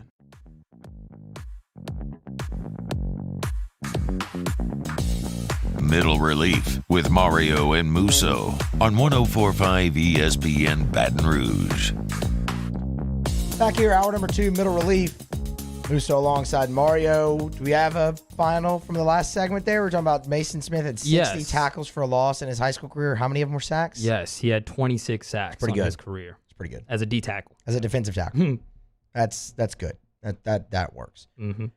Also tonight, the NBA Finals. Game number 1, Phoenix Suns, shout out Playboy Marty, and the Milwaukee Bucks. Giannis has been now the latest injury report has upgraded Giannis from doubtful to questionable. So you might see Giannis tonight in game number 1. You will see Chris Paul, and Chris Paul going for his first NBA championship. It's his first appearance ever in the finals.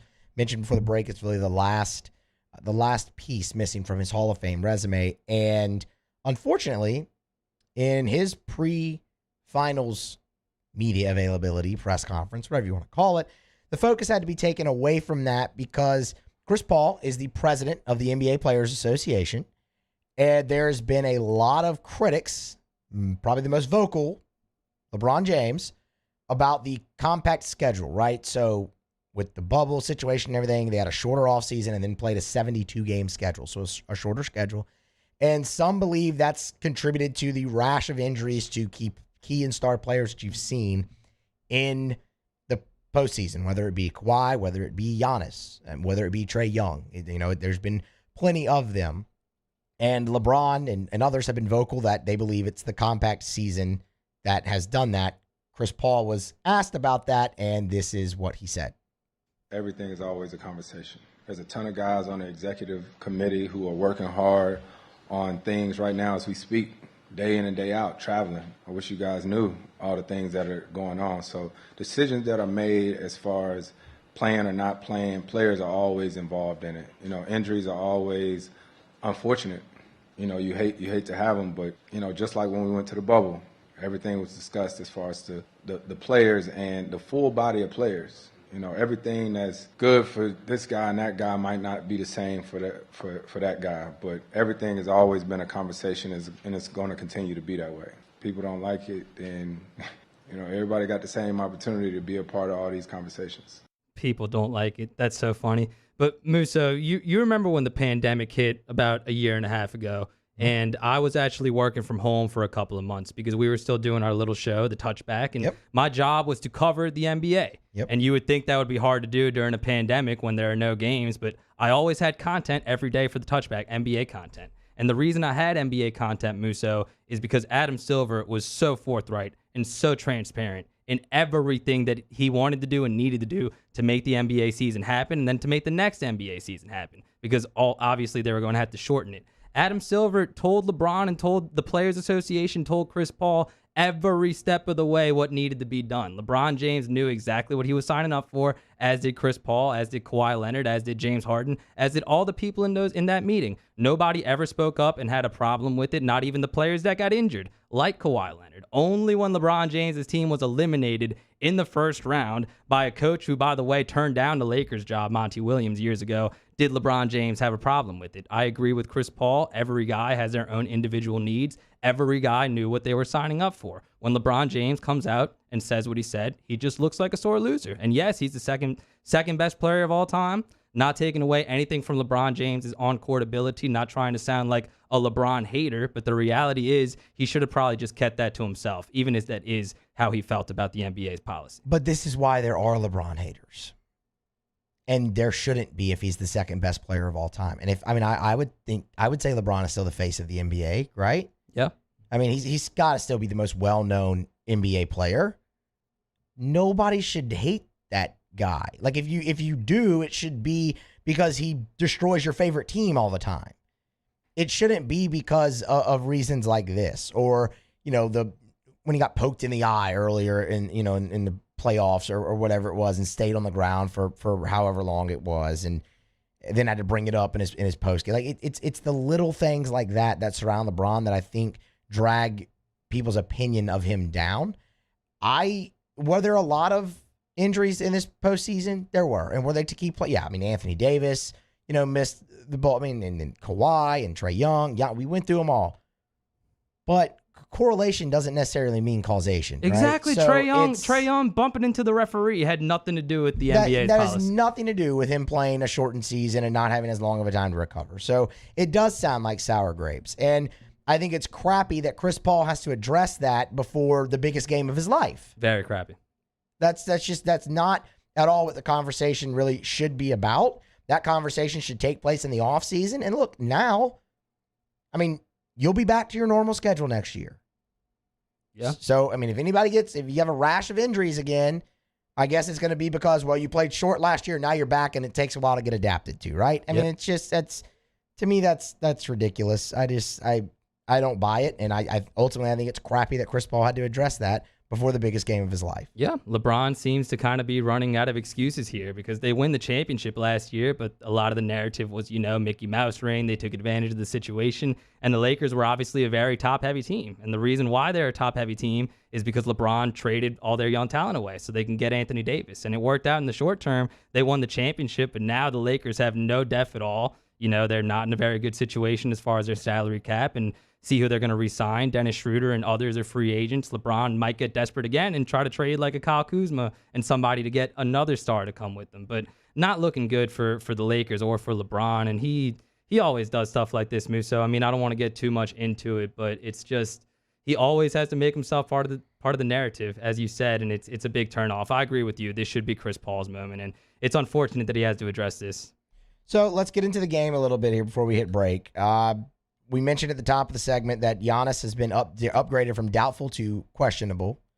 I mean, what do you make about the Bucks sans Giannis if they do have to go against this Suns team? Look, they got there without him. He missed the last two games of the conference finals. Granted, Trae Young was out as well for the Hawks, but I mean, Drew Holiday has stepped up, Chris Middleton has stepped up, and Brook Lopez has stepped up, and the Bucks still look like a formidable opposition. Yeah, Chris Middleton is like a fine wine, man. We were talking about it off mic a little bit, and he's a guy that the conversation has always been, is he a good enough number 2? Is he like a Scottie Pippen? Can he be that complement to Giannis? And he wasn't even an NBA All-Star until last season, so it took him a little while to get there. But what he's done, especially in that game 6 and 7 against the Brooklyn Nets, when they were trailing 3-2 and Giannis wasn't fully healthy, he's come out and has been a beast on the offensive end. He's been their best offensive player throughout these playoffs, Musso, Giannis Antetokounmpo included. And then the other reason why the Bucks have been able to make it this far is because of their defense, man.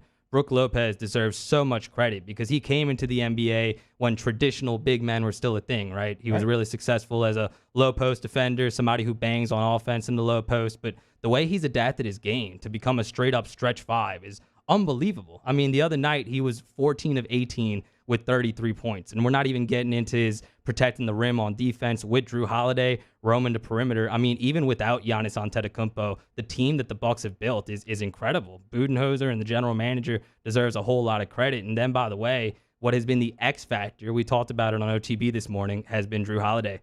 Having Drew Holiday in these games on both ends of the floor instead of Eric Bledsoe. I hate to poo-poo on Eric Bledsoe, but both on offense and on defense, Drew Holiday is much superior, and that's shown itself in these playoffs. I hated that move so much. I really hated having to lose Drew Holiday. I know people weren't necessarily. I know the fans weren't necessarily necessarily happy with the performance but I mean he's such a solid player, and man, the Pelicans could have used him at times this year instead of Bledsoe. I mean that was terrible. I love the trade for Drew Holiday. Like, you have to be really happy for him. He's doing in the conference finals and the NBA finals now what he was able to only do one round with the Pelicans. And I'm happy for Drew Holiday, of course. I just thought I hated the move then, and I mean this is why, because he is so much better than he was given credit for. I feel like towards the end with New Orleans, and it's, I mean, I think that manifested itself. A couple more on this game here tonight. The Suns do have 2 wins over Milwaukee in the regular season. Both of them came with Giannis on the floor, and both of them it was combined 2 points. They made it by 1 point both times. Both great games, so that makes me a little excited about the series. I think it can be highly competitive. And another thing that makes me excited about this series, I think we've kind of mentioned it before, Mario, is it's not super teams.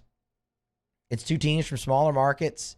And the storylines aren't any less. I mean, Chris Paul and Monty Williams, that storyline alone could carry you through this entire NBA Finals. How about Devin Booker, too? Playing 5 years on a horrible team in an era where people want to GTF, and get to a better team. I think he's done a really good job of kind of staying the course. And he said it over the years in media, like before last season, he said, we need to make the playoffs this year or I'm going to be unhappy. And they didn't make the playoffs, but they went on that run in the bubble. Then they signed Chris Paul. It's kind of a really good example of just staying with it. They finally hire a good coach in Monty Williams. He sticks with the process for a little bit. They go out and get Chris Paul, and they're in the NBA Finals. And I said it in the morning, Musso. It's not a direct comparison, but it has to give you hope for the Pelicans. Because I'm not saying they're going to go out and get Chris Paul, but they might be just one move, one veteran piece away from being a much, much better team because they are so young, much like the Phoenix Suns were. And you can see not just Chris Paul, but Jay Crowder as well, just what a couple of veteran pieces can do for a team that's already really young and really good. Has to give you hope if you're a Pelicans fan. So, and you know what? There could be one move away. You know what else the Pelicans are one away from is a head coach. And that's the other storyline.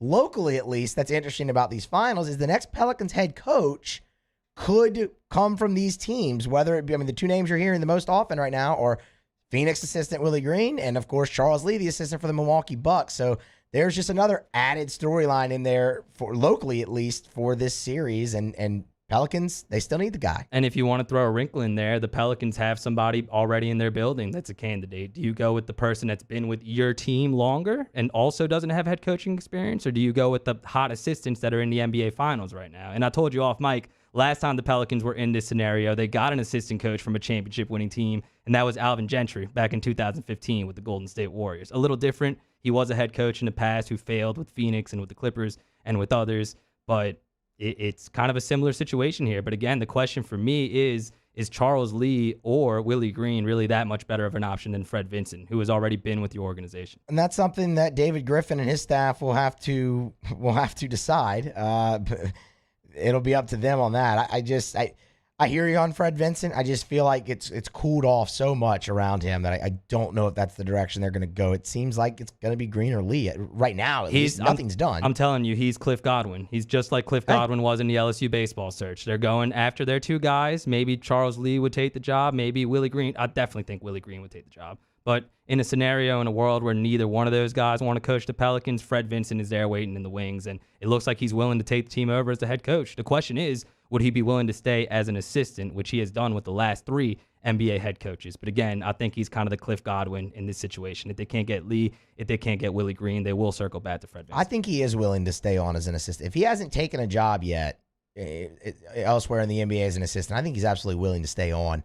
And, look, hey, sometimes the second and sometimes the third, fourth, fifth choice turns out to be the best choice in a coaching search. We'll just have to wait and see. NBA Finals, game number 1 tonight, ABC, 8 p.m. The Phoenix Suns, the Milwaukee Bucks. The game is in Phoenix, and the Suns a 5.5-point favorite in that game. Ooh, like that line. We'll come back, talk some New Orleans Saints football as well as odds for NFL Rookie of the Year. Those are out. So we'll give you the latest on that and talk a couple Saints stories as well next year on Middle Relief, 104.5 ESPN Baton Rouge.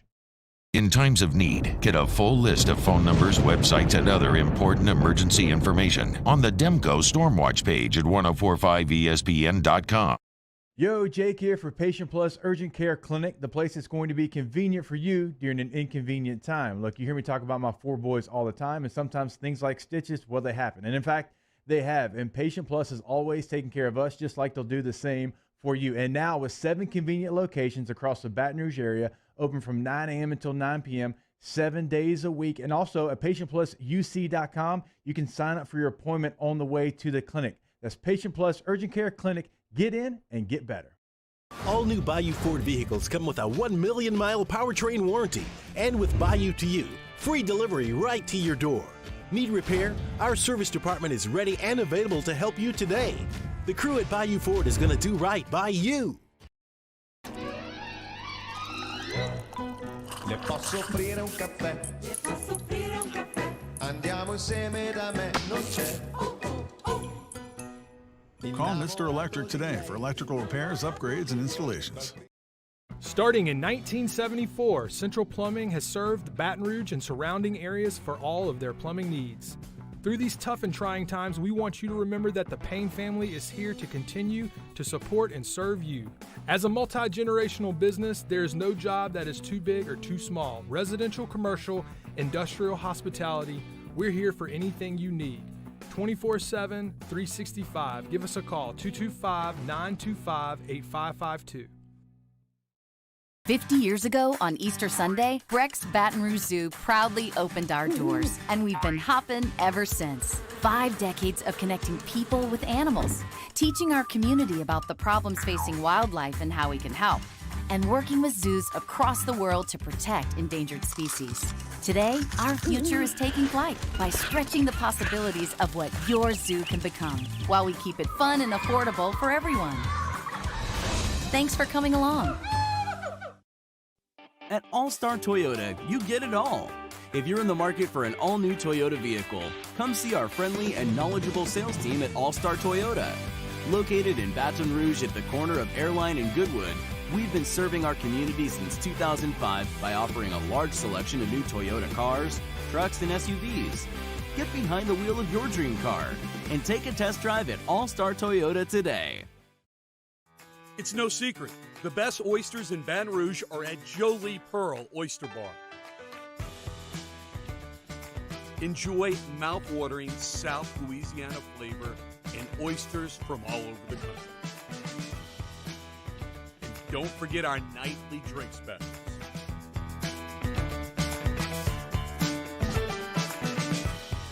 Jolie Pearl Oyster Bar, located in downtown Baton Rouge.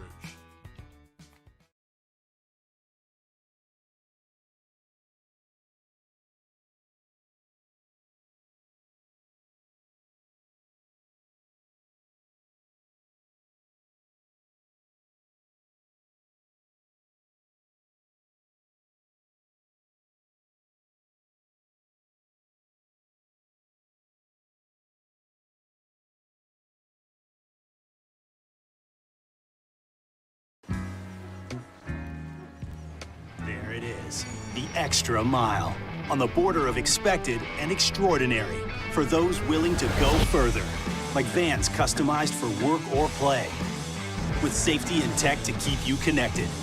Supported by a 5-star sales, service, and finance team, and backed by the 1-star you know. So go the extra mile. It's never crowded, because so few have what it takes to go there. Mercedes-Benz Vans. Hey, it's Matt Moscona from all of us here at AFR, wishing you and yours a very safe and happy 4th of July weekend. We're going to take the day off Monday. Hopefully you have a great holiday, and you're back with us Tuesday, ready to talk 3 to 6. Happy 4th from all of us here at AFR.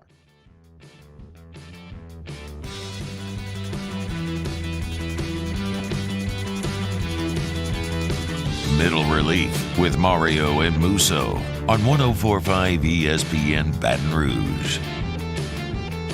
Back here on Middle Relief, BetMGM has released their odds for NFL Rookie of the Year. As you might expect, the number 1 overall pick in the draft, Trevor Lawrence, is the odds-on favorite to win Rookie of the Year at 3-1 odds.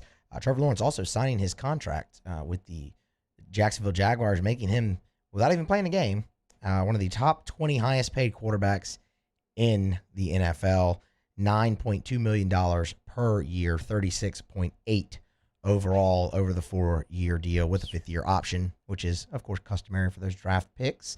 Najee Harris, former Alabama running back, is next behind Trevor Lawrence, 6-1 odds. The current Pittsburgh Steelers running back set to make his debut.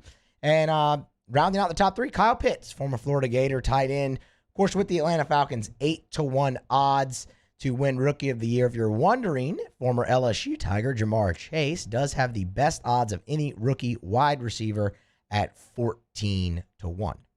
Yeah, ahead of Devontae Smith, who's 16-1 with the Philadelphia Eagles, and ahead of Jalen Waddle, 18-1 with the Miami Dolphins, his new NFL team. Of the 3 guys you mentioned, Lawrence, Najee Harris, Kyle Pitts, Lawrence at 3-1, Harris at 6-1, and Kyle Pitts at 8-1. I think I would put my money on Najee Harris because Pittsburgh, for a long time, that's kind of been their philosophy of, smash mouth football. And I felt like James Conner was good, but he was kind of a plug-and-play guy after Le'Veon Bell, right? I think Najee Harris has potential to be a really good, bell cow running back in the NFL. And you saw it with Alabama last year, man. Although Alabama was a, all-time great passing offense, when they needed to run the ball between the tackles, they were able to do so with Najee Harris. And I even take it a step further and said 2 years ago they could have beat LSU had Najee Harris gotten the ball a little bit more in the second half. So you mentioned Big Ben's getting a little bit older. I really like the fit there. They recently made some changes along their offensive line, but being part of a Mike Tomlin football team with the way that Pittsburgh has run the ball in the last few years, I'll put my money on Najee Harris right there.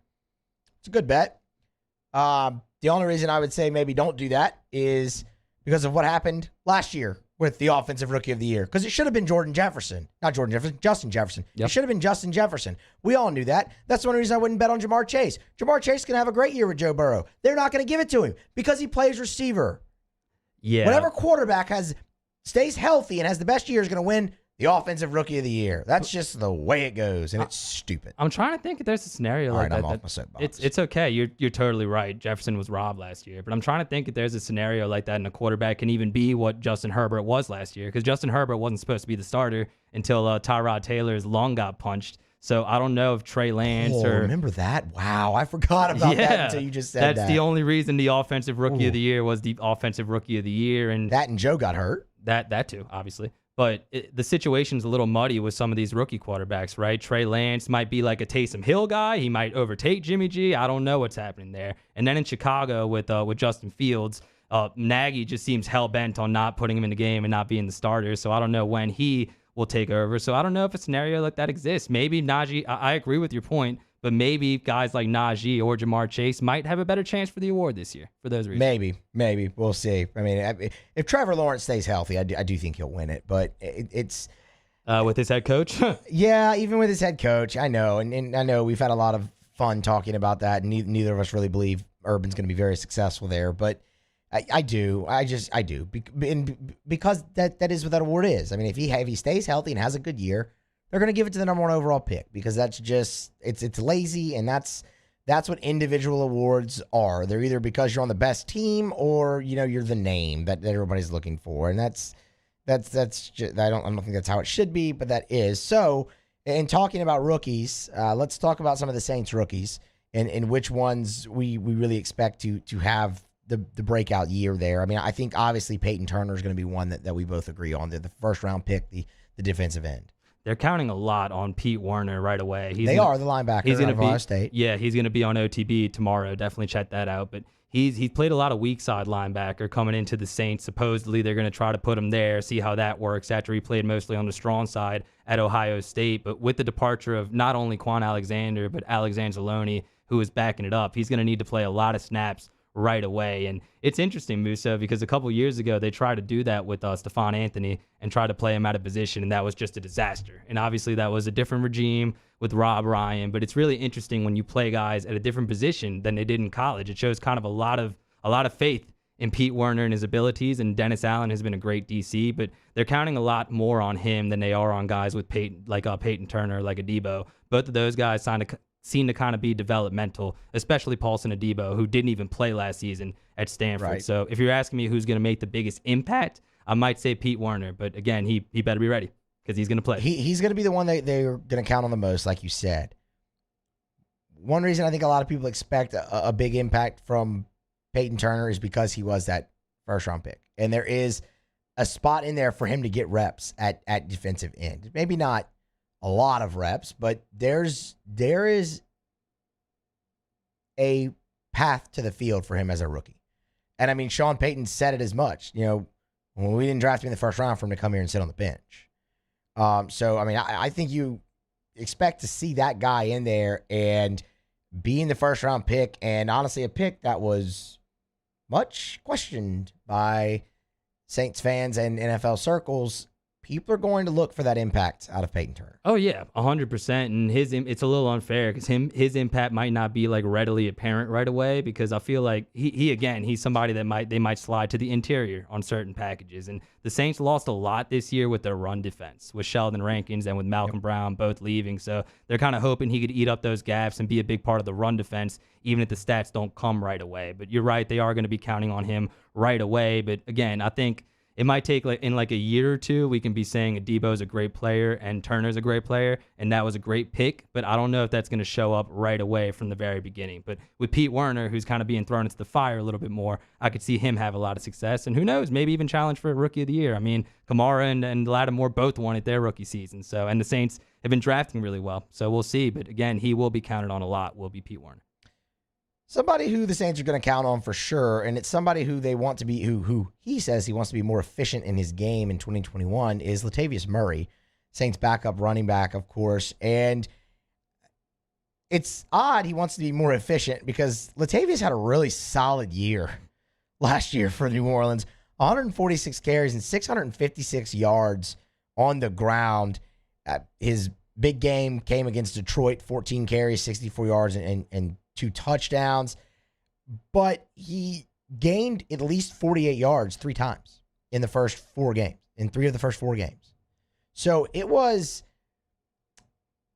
already a pretty efficient season, and he wants to be more efficient. Mentioned, things like holding onto the ball, protecting the ball, obviously rushing for yards and touchdowns, and even catching the ball. My question, though, that I have about this is, first of all, I love it. I love that Latavius Murray wants to be more efficient. That's great, because I think after you lost that 2-headed monster of Alvin Kamara and Mark Ingram, Latavius Murray has really stepped into that role and filled it very well. I mean, you remember the 9-game win streak that the Saints went on last year, and a lot of that had to do with them being able to just run the ball down teams' throats. They averaged almost 150 yards per game on the ground in that 9-game winning streak, as well as 2 touchdowns per game rushing the football. So he's filled that role very well. I guess the question I have is, how much more efficient can he get than 6 yards a carry, around 6 yards a carry, sharing the backfield with somebody like Alvin Kamara? When he's saying I want to be more efficient, he's saying, Sean, give me the ball more, because look what I'm doing when you do give me the ball. And that's kind of hard to prove with stats, Musso, because the Saints are such an efficient offense, and it's kind of skewed because Deontay Harris had such a good season last year, and the Saints were starting so many possessions on their opponent's side of the field. But whenever Latavius Murray gets the ball, it's usually a really good thing. And you mentioned the games last year when Taysom came in for an injured Drew Brees, but the year before that, when Teddy Bridgewater went 6-0, Latavius Murray was averaging close to 90 rushing yards per game. And he's somebody that, again, in the flow of the game, maybe when the Saints are leading early on in the first half of games, a lot of fans, me on the Spanish broadcast, are saying we need to run the ball more. We need to feed Latavius Murray more. And that is even more at a premium this season when you lose Drew Brees, and you might lose some of what you do in the passing game. So whether it's Taysom,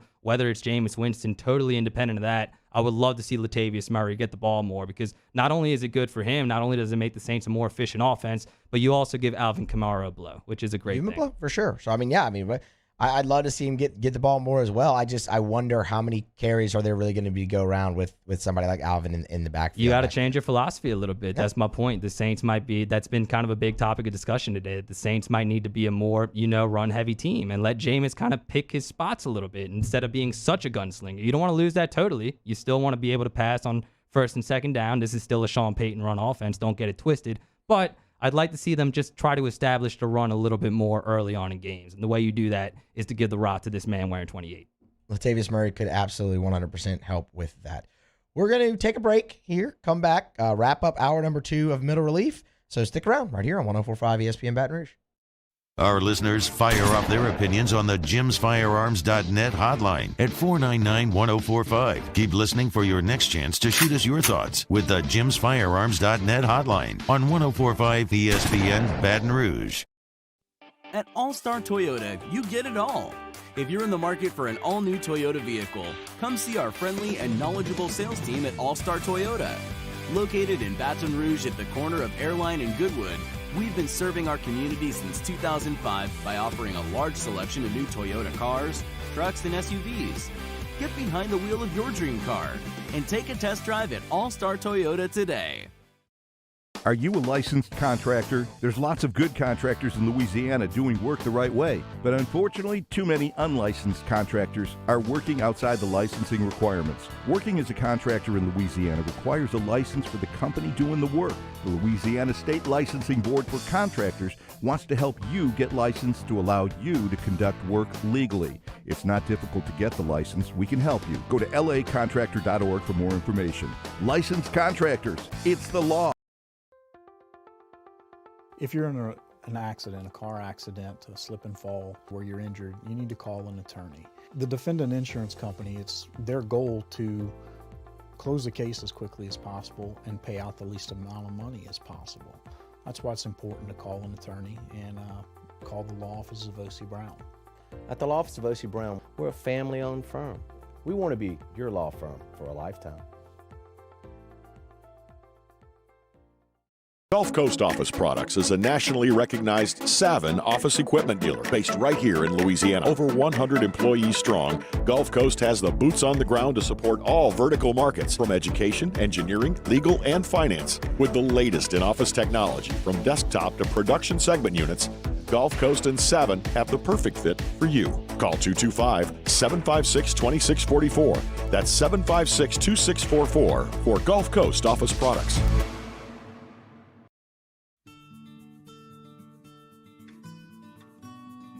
This is a house call. This is a follow-up appointment. This is a diabetes checkup. This isn't just more convenient care, it's more advanced care. This is innovating healthcare at Louisiana's #1 hospital, Ochsner. ServiceMaster Elite create clean, disinfected work environments. As a local business, we take pride in serving the New Orleans and Baton Rouge areas.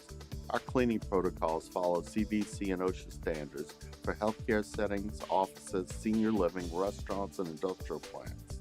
Contact ServiceMaster Elite to get your operation ready for reopening with germ disinfection cleaning. ServiceMaster Elite, the trusted choice in professional cleaning since 1996. 50 years ago on Easter Sunday, Breck's Baton Rouge Zoo proudly opened our doors, and we've been hopping ever since. 5 decades of connecting people with animals, teaching our community about the problems facing wildlife and how we can help, and working with zoos across the world to protect endangered species. Today, our future is taking flight by stretching the possibilities of what your zoo can become, while we keep it fun and affordable for everyone. Thanks for coming along.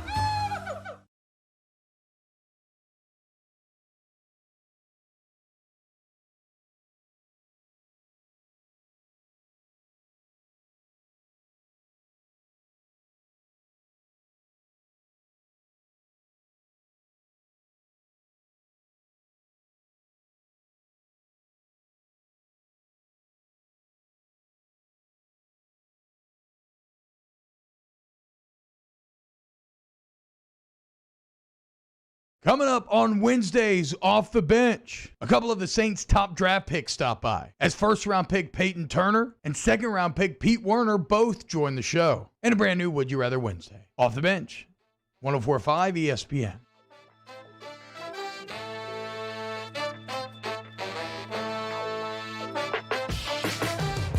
Middle Relief with Mario and Musso on 104.5 ESPN Baton Rouge.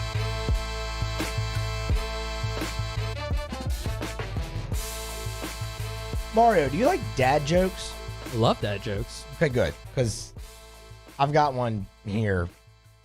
You talked about that father at the baseball game at the end hour number 1, where he, dropped the child for a moment, held the beer, caught the ball, then re-caught his child. Legend. This guy at the Royals game yesterday might have had one of the greatest dad jokes ever, because don't know this guy's name, but they were coming back from a break, and he's obviously sitting somewhere to where he's going to order something, and he pulls out this trick wallet and opens it, and it catches on fire. Says, "Oh, no, you don't need anything." Okay, closes it and puts it back up. This man just showed the entire nation that he thinks his bankroll is fire and then put it up. Like, he's that type of dad that's going to do that, pull out that joke when, like, his kids' friends come over, and they're just going, "Oh, dad." Like, can you imagine the other jokes, like the verbal dad jokes that this guy probably has? Yeah. He's a winner. He looks like a good time. He probably had an awesome 4th of July party. He probably brought out that wallet a lot. That's probably how he lit his grill on the 4th of July, was with that wallet. I'm trying to figure out the science of how he's doing I don't know how this. that's happening. It has to be some kind of Zippo lighter situation to where you light it, and then whenever you close the wallet up, it extinguishes the flames. But it's good. I mean, and you could, like, if you watch the video, you can see the people sitting with him, like, notice that he's doing it, and they start laughing. So, he's got to feel good about that too. Like, the joke worked. The joke wallet worked. Again, I'll just repeat my sentiment that it's so nice to see crowds at sporting events again. For the longest time, we didn't have guys, risking their children's health to catch foul balls or risking a fire hazard. But even these things, I missed it a lot, especially these things. I missed it so much. It is part of what makes sports great, is the live crowd. Yes. And, you mentioned it's so great to have him back. I've honestly gotten used to it now. That didn't take long at all. People were like, "Oh, it's going to be so weird to see." I mean, no, it wasn't. It was such a welcome sight that it wasn't weird. I was watching the shoe game was on the SEC network last week, last Thursday. And, you're looking at a half full swamp, and it's just like, that's weird. Like, that's still weird. It's more comforting to see everything packed out now than it was then. Like, that's the weird part still. Not seeing it full again. For me, it's just like I'm never going to take stuff like that for granted again, because when we did not have sports, when we did not have these things, it was just the worst thing ever. And I'm not taking any of it for granted. Not the beer showers at Ole Miss, not the fans in the NBA playoffs, not any of it, man. It's just so nice to see once again. And again, hopefully we never have to go through that. And now we get this Royals dad who has a fire bankroll and let everybody know about it. Yeah, I don't think I've ever seen anything that cool at an MLB game myself. How many times do you think he's broken that out at a restaurant? Ha! Oh, man, more than I can count. Probably a lot. And he gives me, I don't want to say anything inflammatory, but he kind of gives me single. Inflammatory? Dad joke yourself? He kind of gives me single dad vibes. I could see him using that on a date. Oh, God, I hope he doesn't pull that out on a date. That would be awful. Can you imagine that? You think that's his actual wallet, or you think he has another wallet? No, there's no way it's his actual wallet. There's no way he's letting the Flames get that close to his credit cards and stuff. Do you think that that's the first one of those he's owned, or if that's like the second? He enjoyed the joke so much that he bought another one. I could see it be a second. That's something you renew. That's something you bring back. I could totally see that be a second one. Those are probably hard to get. He probably has like a guy to get those Sippo wallets from. He probably spent way too much money on that. We need to have this guy on middle relief and ask him how he got this flaming wallet. And if he's ever burned himself or somebody else with it by mistake. That would not be a good thing to do on a date. That would be a terrible thing to do on a date. Bringing out the flaming wallet would be a terrible thing to do on a date. That'd be your last date with that person. Getting out of here, though, about to wrap up hour number 2. Mario, what you got coming up here in hour number 3? 2 o'clock, we will do our daily countdown to kickoff segment with Jeremy Hill. 60 days? 60 days. A lot of significance with LSU football in the number 60. Very much looking forward to that. We'll also talk some NFL. Want to get his thoughts on what we just talked about with Latavius Murray, him being a former running back, obviously. And we'll talk a little bit about the Saints culture. Janoris Jenkins had some comments recently about culture, and he knows all about it. Former New England Patriot, knows the Patriot way. And I kind of want to compare how a coach with personality, Sean Payton, can establish a good culture compared to somebody like Bill Belichick, because he undoubtedly has a good culture too. And now Jenkins he's in Jacksonville, isn't he? We'd have to double check that. I don't think that's where he is, actually. I take that back. He's not on the Saints. It's not. No, he's not with the Saints. But no, it's not Jacksonville. I take that back. It's not Jacksonville. Don't quote me on that. Coming up next, though, is hour number 3 of Middle Relief with Mario and Jay Hill. And last time, a tip of the hat to all baseball dads out there, whether you're catching a foul ball with your daughter in your hand or if you have a flaming joke wallet, we love all of you. Stick around for hour number 3 of Middle Relief next on 104.5 ESPN.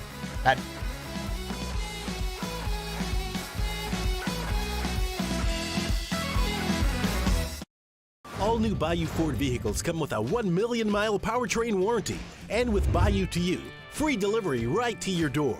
Need repair? Our service department is ready and available to help you today. The crew at Bayou Ford is going to do right by you. It's no secret. The best oysters in Baton Rouge are at Jolie Pearl Oyster Bar. Enjoy mouth-watering South Louisiana flavor and oysters from all over the country. And don't forget our nightly drink specials.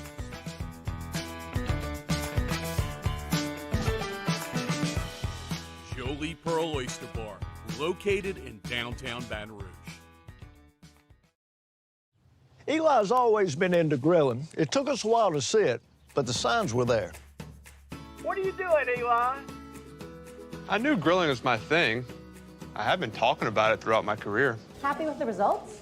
I am. Got the new grill from barbecueguys.com. It performed great. My advice, as I always told my boys, do more of what you were born to do. Barbecue Guys, for those who were born to grill. You want cheese on your burger, Pops? I'll take a little cheese. This isn't just another day. It's so much more.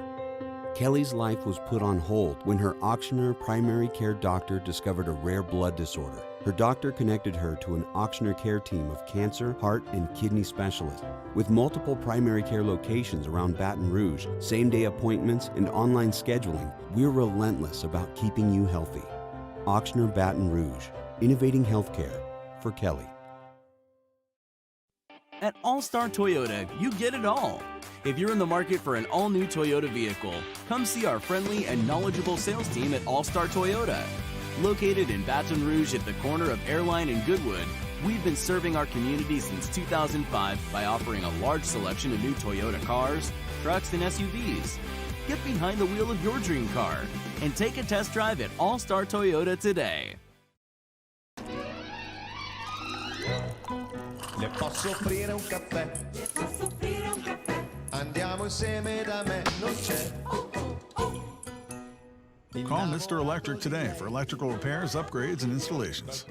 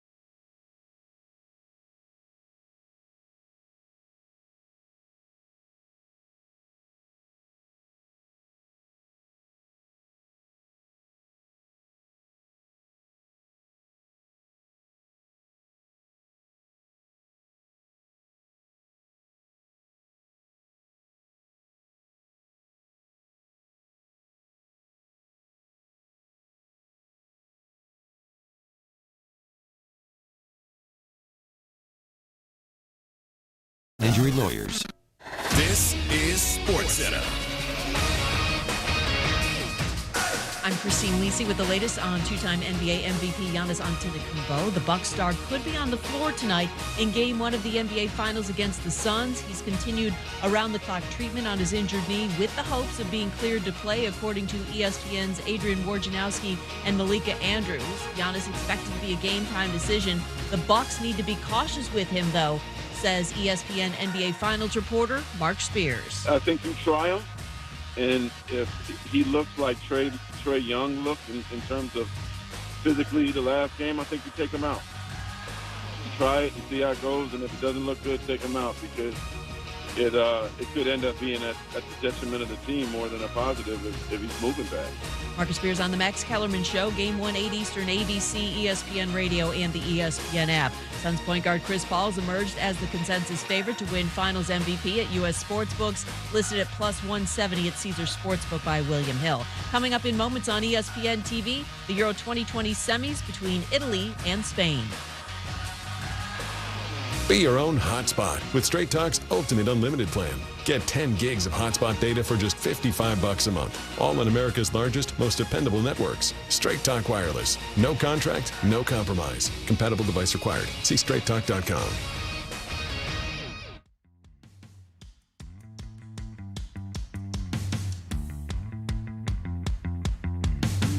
Middle Relief with Mario and Musso on 104.5 ESPN Baton Rouge.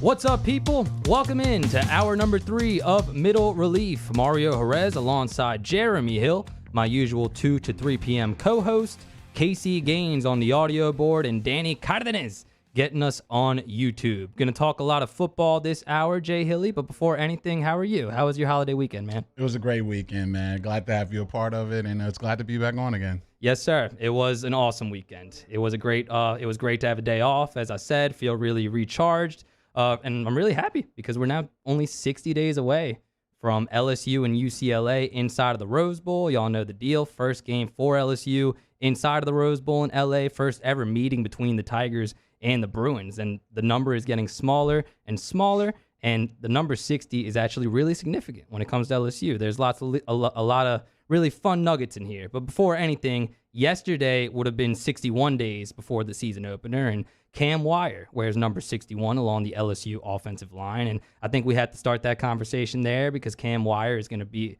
a critically important player for LSU football this year, especially after the transfer of Dare Rosenthal. He's somebody who has experience, has played in games, but hasn't really been counted on like this. Do you believe he's ready to step into the moment? Yeah, he's a prototypical tackle that you would want to have in the offensive line, being a kid that's 6'6", 311 pounds, and obviously having the experience that he's had. It's not a lot of experience, but being able to go out there and play some of those SEC games, I think he's probably going to be the guy getting the most opportunities to earn that starting left tackle position. It's going to be a huge loss losing Dare, but I think Cam is more than capable of stepping in there and being the guy, and obviously we got some younger freshmen coming in, so it's going to be a battle, but that's a huge hole in the offensive line that we're going to have to get fixed. That's the key, I think you said, the young guys, because I feel like some young guys are going to have to emerge. We were talking about Ed Ingram being named a second-team All-American and how he was thrown into the fire his freshman year, both him and Sadiq Charles. And I agree with you. Cam Wire is capable of stepping in and I think holding it down, but it's what happens to the depth after that. And I thought it was really interesting, Jay Hilly,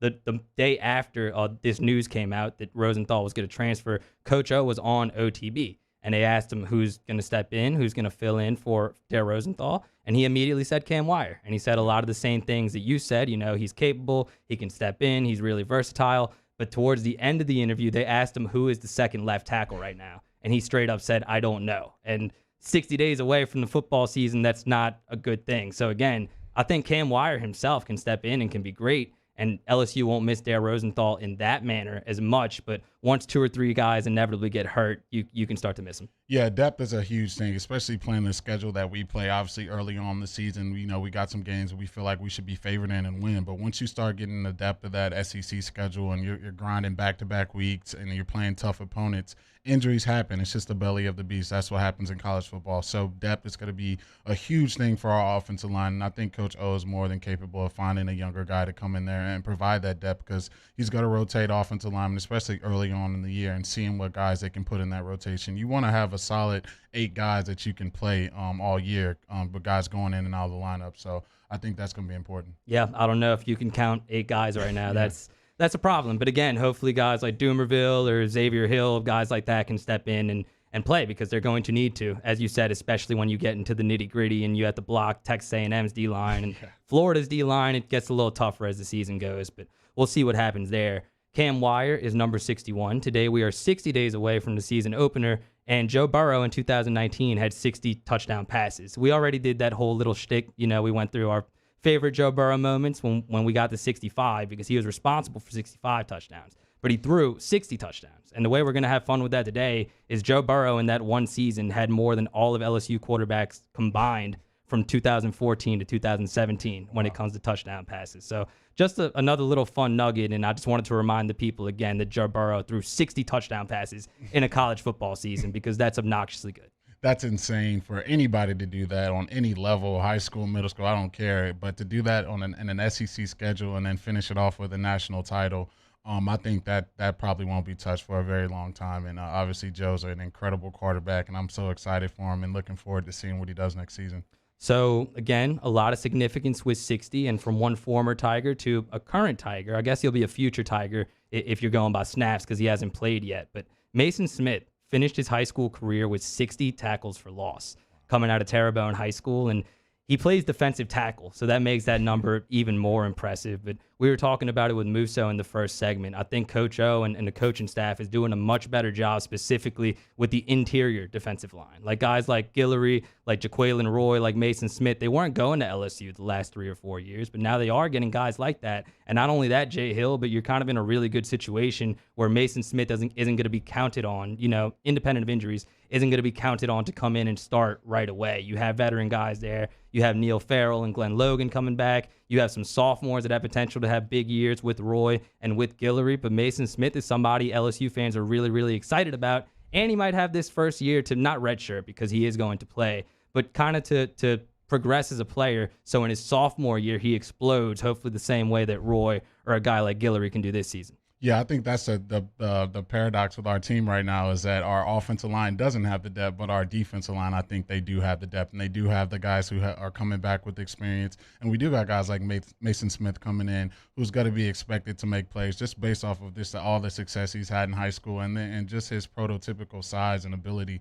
That kid's a heck of an athlete, and I'm excited to see him play. I've heard so many things about him coming in, so hopefully he can be a guy that comes in early and makes an impact. I don't cover too much high school these days. I mean, I do freelance play-by-play when I can, and I write stories for local publications. Shout out Ken Trahan. But the one time I saw Mason Smith in person was when they played Brother Martin High School. That's me and Danny's alma mater. Yeah. Brother Martin won the game, but Mason Smith was throwing people around, man. You could tell who the best player on the field was. And I'm with you. I cannot wait to see him play in the purple and gold.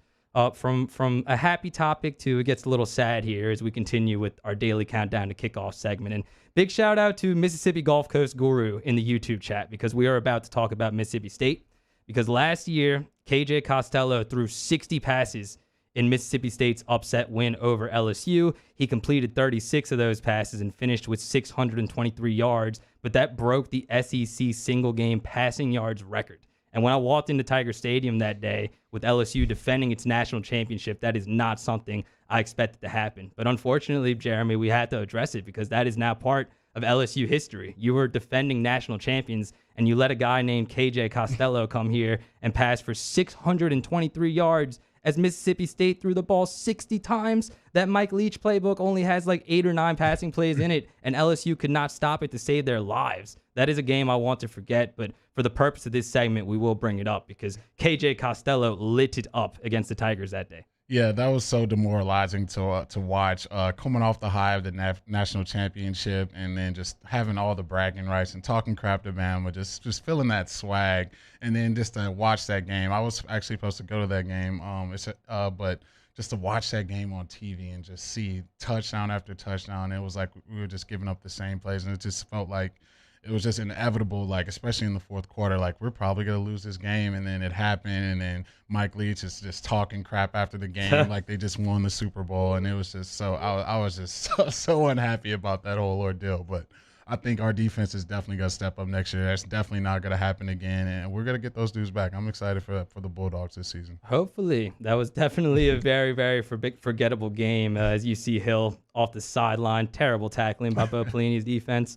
But it has to be better. There's no way it could be worse than it was last year. And the one positive that I took out of that game, because I did take one positive, was Jay Ward. He was playing through a lot of pain that game, but he kind of had to play because Derek Stingley was injured, non-football injuries, so big curveball for Jay Ward there. But I really, really respected how he stepped up and played. And another, I guess, positive I had from that game was Eli Ricks, because Eli Ricks in that game, his first game as a college athlete, so let's be fair here, but he was getting burnt time and time again. But later on in the game, he made a really nice on-ball adjustment and pulled down an interception. And for me, being at the game at the time, I thought, wow, okay, this kid's a freshman playing in his first game, highly recruited. He's getting toasted, and he still has the wherewithal and the character to step up and make a play. So I guess as bad as that was, hopefully those are some positive, foreshadowing, and that can kind of show up more this year. Yeah, that's the one thing, too. I think we turned them over a lot. I think we may have had 3 or 4 turnovers that game. That's why I was so frustrated watching our defense. Somehow we're making plays, but at the same time, we just couldn't capitalize off of it, and somehow they found a way to just keep scoring and throwing and throwing. But I like I said, next year our defensive line has so much depth. I think our DBs are going to be our strong suit. So it's going to be tough to even want to throw 60 passes against us next year. Hey, man, a healthy Eli Ricks and a healthy Derek Stingley. And we're not even getting to the safeties. Again, a lot of people are really excited about Jay Ward. A lot of people are talking about Sage Ryan. People forget about Davis, the freshman safety, but he's somebody coming from the north that has impressed the coaches in practice. So LSU's secondary, man, really sitting pretty. I agree with you. Hopefully they can just get a healthy season out of both Eli Ricks and Derek Stingley. If they are, watch out for LSU in the secondary. But as we wrap up this segment, the last way the number 60 is significant for LSU football today has to do with Miles Brennan. And we had to have this talk because in 3 starts last season, Miles Brennan completed 60% of his passes,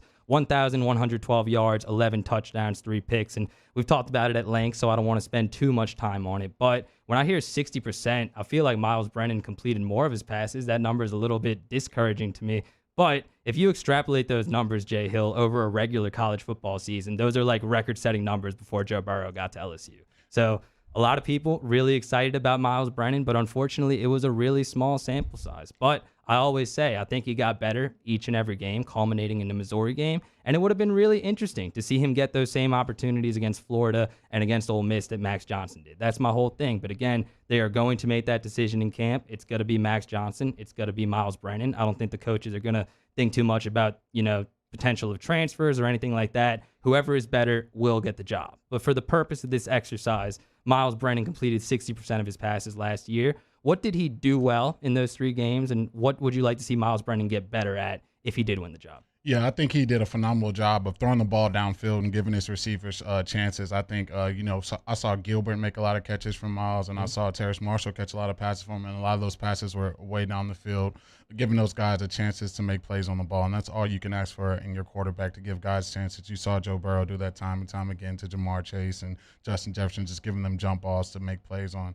I think he can do a lot of a better job as taking care of the football and minimizing some of the turnovers, his pocket presence, fumbling some snaps, and obviously getting that completion percentage up. And then that'll just help extend drives and just be a better all-around quarterback. But at this point, like I said earlier, I want to see Max in there, especially with some of that read option stuff and just using his legs. But Miles is more than capable. I think both guys are more than capable. A lot of people agree with you, but Miles has been in the news a lot lately.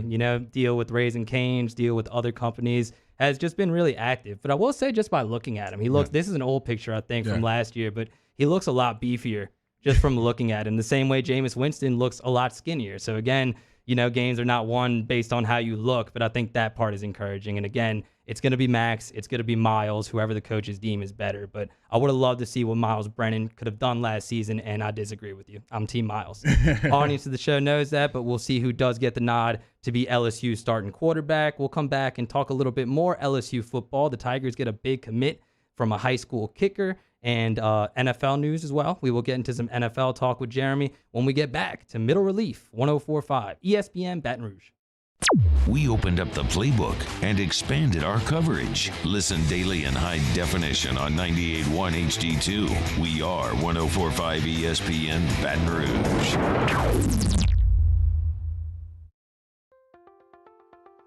If you're in an accident, a car accident, a slip and fall where you're injured, you need to call an attorney. The defendant insurance company, it's their goal to close the case as quickly as possible and pay out the least amount of money as possible. That's why it's important to call an attorney and call the law office of O.C. Brown.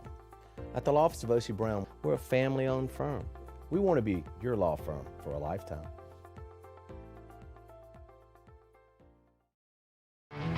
There it is, the extra mile, on the border of expected and extraordinary for those willing to go further, like vans customized for work or play, with safety and tech to keep you connected, supported by a 5-star sales, service, and finance team, and backed by the 1-star you know.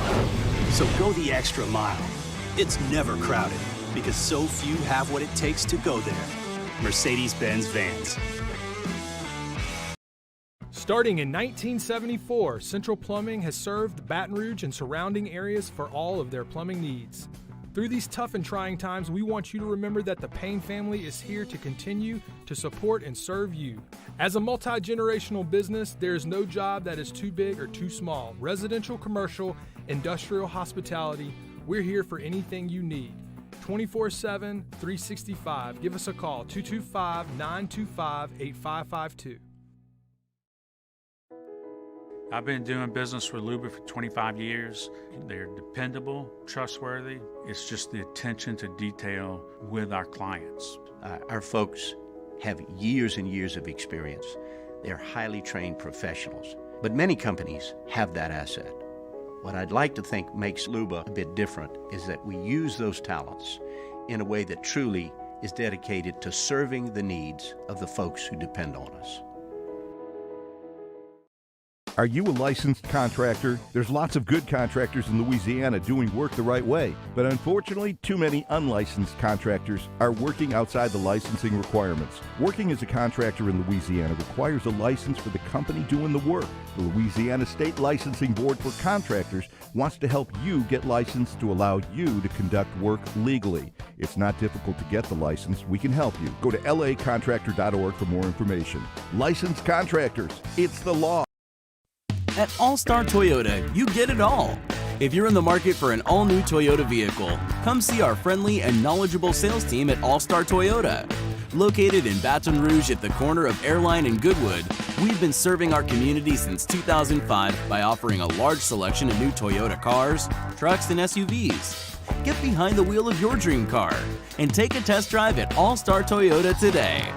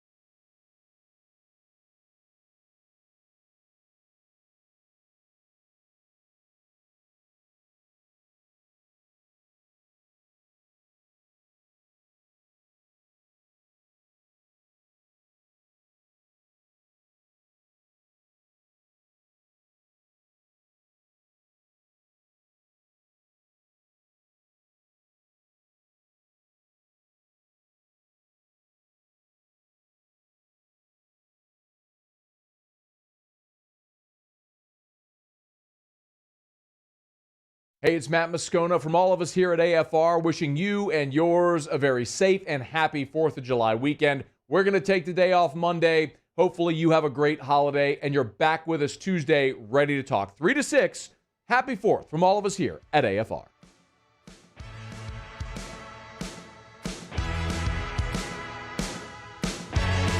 Middle Relief with Mario and Musso on 104.5 ESPN Baton Rouge. Welcome back into Middle Relief. Mario Jerez alongside Jeremy Hill. And Jay Hilly, I got to tell you, man, a lot of people have kind of echoed this thought in the chat, but I love your smile, dude. Man, it's so like infectious, just the positive energy that you have. You're so happy to be here. You're so happy to talk LSU football. It is very much appreciated, man. It's most definitely a pleasure. That's why I always smile, man. Got to keep it going. Got to keep it going. And The Jaguars are trying to start. I was trying to find a transition there. It was bad. But Trevor Lawrence is trying to keep his success going because he had a very there we go.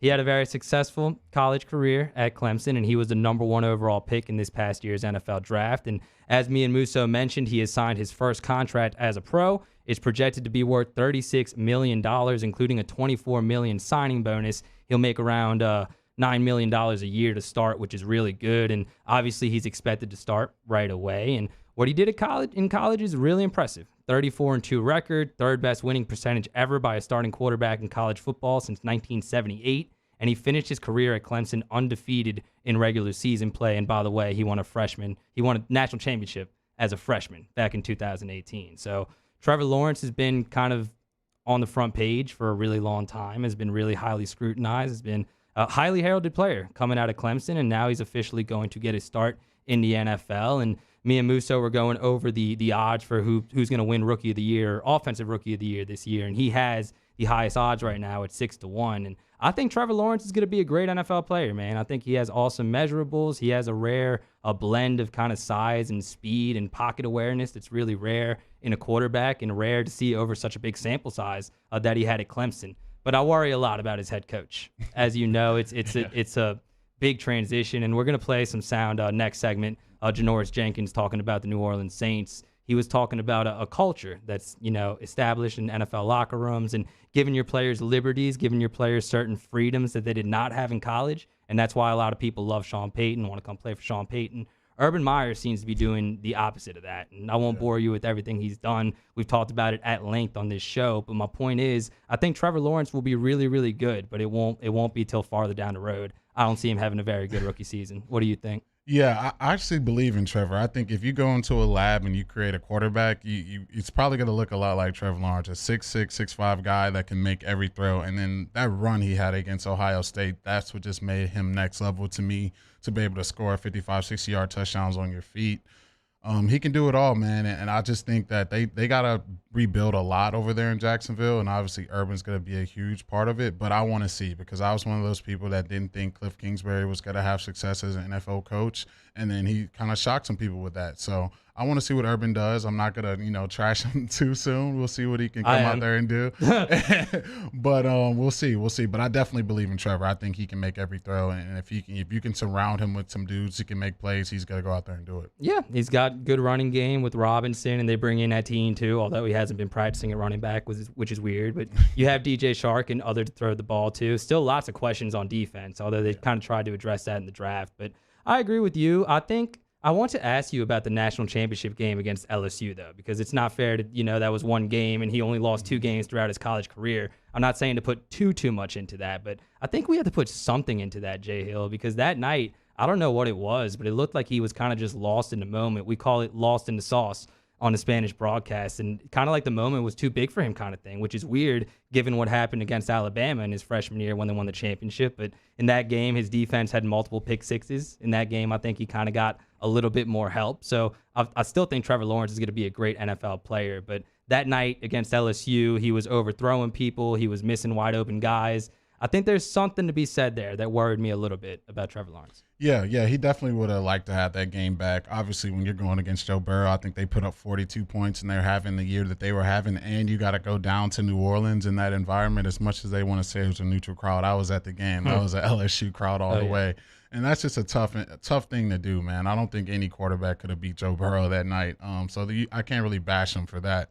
But I think there's some things that he can work on in this game. He didn't seem as sharp and laser focused on a lot of his reads in that national championship, which I would like to see him make that jump and make and when he gets to the NFL. But like I said, he's prototypical. He can make every throw. He can use his legs.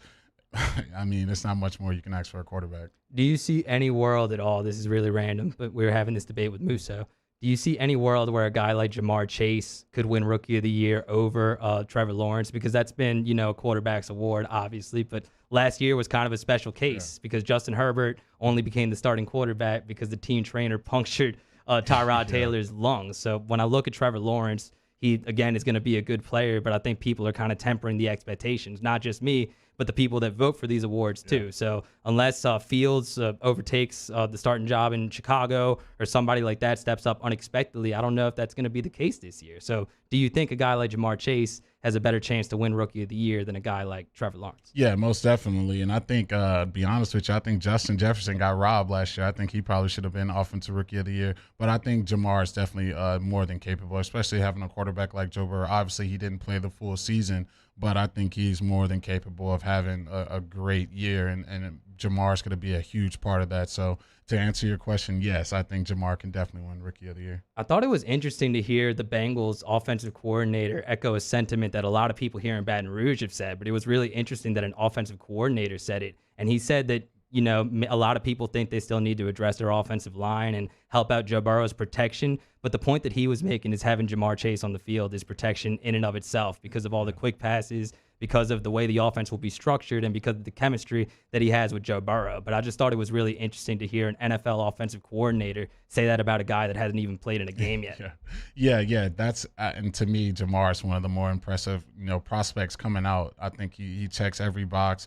The 40 he ran at Pro Day lets you know that he has the speed. He makes every catch. He's good yards after catch. He really checks every box that you can ask for in a receiver. So that's why people are so high on him, and I'm so high on him as well. I think he can definitely come in there and make an impact his rookie year. I think receiver is probably one of the more easier positions to transfer into in the NFL, and he's going to be more than capable of doing it. They're going to need him to if the Bengals are going to have success and break that playoff drought.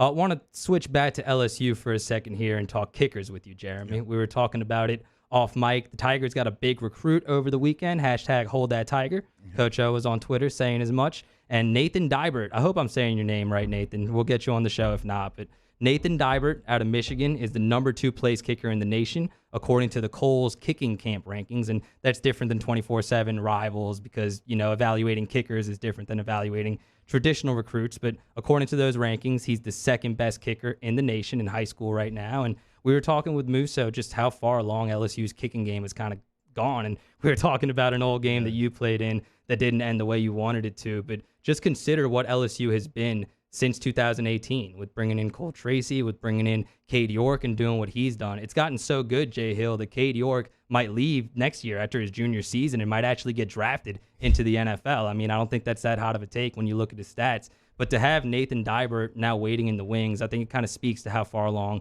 LSU's kicking game has gone. Yeah, it's a beauty to watch. And I've watched a lot of college games and watched a lot of NFL games, and a lot of them ended missed field goals. So you definitely want to have that box checked. You see every head coach talk about all 3 phases: offense, defense, and special teams. Special teams is so important. I think Coach O realizes that, and he's going out there on the recruiting trail finding these kids that can help the kicking game, and that's so important. So I hope Nathan can come in and make an impact, but Cade is definitely a stud, and I love watching that kid kick. Talk to me about the relationship between position players and kickers, because obviously you were on the LSU football team for a long time, and there were some, really important kicks, some that went through, some that didn't, but it's always a really interesting dynamic, I think, with kickers, with their teammates, with their coaches. I brought up a clip that we saw not long ago of Mike Vrabel when he calls his kicker an idiot kicker. Talk to me a little bit about the dynamic there. Are kickers athletes too? Is that fair to say? Oh, yeah, I would definitely say so. They're definitely athletes in my opinion, but there's definitely a love-hate, especially in the locker room when they're making the kicks and everything's going well. You'll see everyone pick them up and chase them around the field and everything of that nature. But when they miss some big ones, you kind of know how important they are, and then they get the silent treatment. But, I was blessed to play with a guy like Brad Wing who had a ton of swag, and the whole team kind of rallied behind. And, the kickers get love too, but I definitely would say it's love-hate. And the kicking game, as I said, has come a really long way. I told the story about a game in 2017. They were playing Arkansas, and LSU was dominating in the game, but they kept missing extra points. Connor Culp and Colby Delahousie both, I believe, missed an extra point. And then the third time they finally made it, and the crowd went crazy, like they had just won the game on the last play. And I think that kind of shows how far along it's come. We talk all day about quarterbacks, but kicker is a really important position too, and not just in Cade York's sophomore year, but also in his freshman year. Joe Burrow and the offense gets all the credit, but I made people remember the Texas game on the road when he went 3 out of 3, all field goals longer than 40 yards. And that was a really tough spot for a freshman kicker to be in. Since then, Cade York has put up All-American numbers, and now you have All-American high school players waiting in the wings. It just shows the progress for LSU in that position. Yeah, Coach O has done a phenomenal job and just realizing the importance of the kicking game. And I just remember through my college experience and a little bit of high school, just Alabama just having terrible kickers and always missing field goal after field goal. I think that's how we won that game in 2011. They kept missing field goals. So field goals are so important, and I'm glad that we're taking full advantage of taking part of that of the special teams taken care of. Yeah, LSU's come a long way with its quarterbacks and with its kickers both. Did want to talk some NFL here. If we can get that Janoris Jenkins soundbite ready, Casey, that would be awesome. But Janoris Jenkins was on a podcast over the weekend, not a local podcast, a national podcast, excuse me on the name. But he was talking about the culture in the Saints locker room and how Sean Payton has created an atmosphere that players want to be a part of. This was Janoris Jenkins. Because they understand, like, football, and they understand player. Like, they don't look to kill their guys and beat they guys down and have their guys prove a point, like around camp time and all that. Like, you gonna work. Don't get me wrong, you gonna work. Yeah. But at the end of the day, they know how to take care of their players. Yeah. You feel me? They understand when they feel like it's too much, they'll slack up. They're gonna be on you though. I really wanted to talk to you about this because Sean Payton has created, like I said, an atmosphere that players want to be part of. Janoris Jenkins isn't the first person to say this. Emmanuel Sanders had similar comments not long ago. He's created a really good atmosphere, and he's done that, as he said, by letting his players be professionals, not practicing for too long, kind of let them go do their own thing. When it's time to work, it's time to work, but he gives you that respect as a player. You played in New England for 1 year. I know you were hurt, but you're well aware of the Patriot way and kind of how Bill Belichick goes about things. But I think there's a lot to be said about how an NFL head coach can create a good atmosphere in different ways. Some by drilling things, some by earning that respect the way Bill Belichick did, and some by Sean Payton being a little bit more free-flowing. What do you think makes a good culture when it comes to an NFL team? What makes players like Janoris Jenkins say this about the team that just cut them? Yeah, I think the biggest thing for me, it's been in multiple NFL locker rooms, is respect and culture. And that's the two things that you, as a grown man, you kind of see as soon as you walk into a building. If the head coach can't demand the respect of all 53 men in that locker room, you're going to see guys doing their own thing. You're going to see guys jumping off sides, and it's just a trickling effect, and it goes down. And I think Sean Payton has done a phenomenal job because obviously I wasn't a Saints fan growing up, but I do remember when he did get to the team and him just totally changed the culture of New Orleans and the expectations. I think that's another big thing.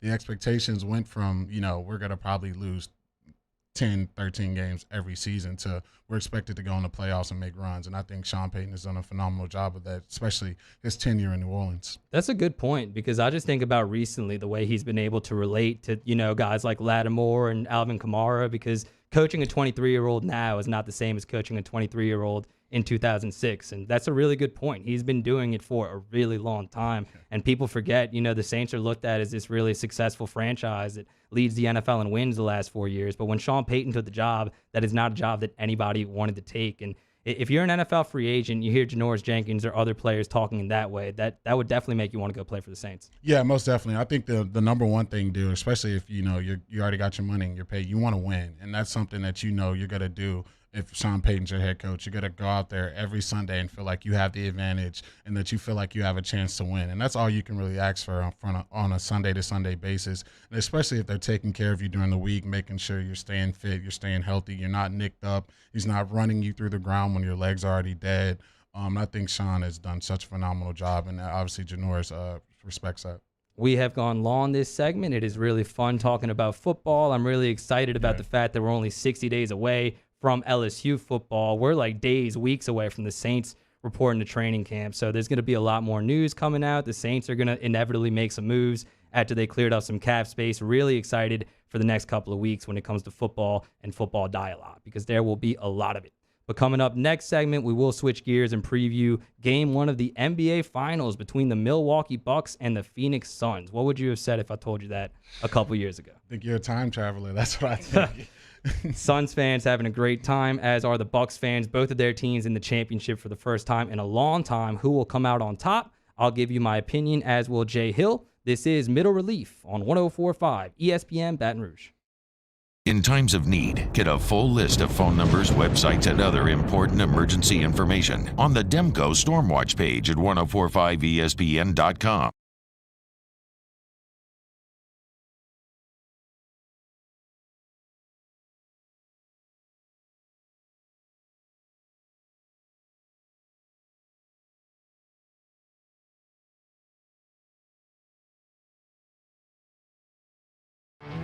There it is, the extra mile, on the border of expected and extraordinary for those willing to go further, like vans customized for work or play, with safety and tech to keep you connected, supported by a 5-star sales, service, and finance team, and backed by the 1-star you know. So go the extra mile. It's never crowded, because so few have what it takes to go there. Mercedes-Benz Vans. Gulf Coast Bank and Trust is giving our customers the power to bank anywhere, anytime during this challenging event. And we're right there with you. Our mobile banking app is a smart way to manage your money and time. Gulf Coast Bank and Trust, the bank that cares about you. If you're in an accident, a car accident, a slip and fall where you're injured, you need to call an attorney. The defendant insurance company, it's their goal to close the case as quickly as possible and pay out the least amount of money as possible. That's why it's important to call an attorney and call the law office of O.C. Brown. At the law office of O.C. Brown, we're a family-owned firm. We want to be your law firm for a lifetime. All new Bayou Ford vehicles come with a 1 million mile powertrain warranty. And with Bayou to You, free delivery right to your door. Need repair? Our service department is ready and available to help you today. The crew at Bayou Ford is going to do right by you. Oh, hey, what's up? It's Big D and Bubba, 100.7 The Tiger Morning Show. We'd love for you to join us every weekday, 4 a.m. till 9 a.m. Yeah, everything you want in a show. Country music. We got laughs. We got celebrity in-studio guests. We just need you. Join us every weekday morning, 4 a.m. to 9 a.m., right where it all started. That's right. Louisiana's country station, 100.7 The Tiger.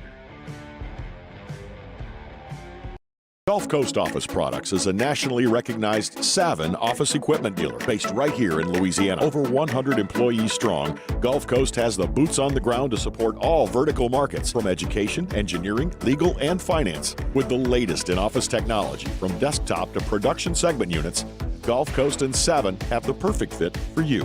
Call 225-756-2644. That's 756-2644 for Gulf Coast Office Products.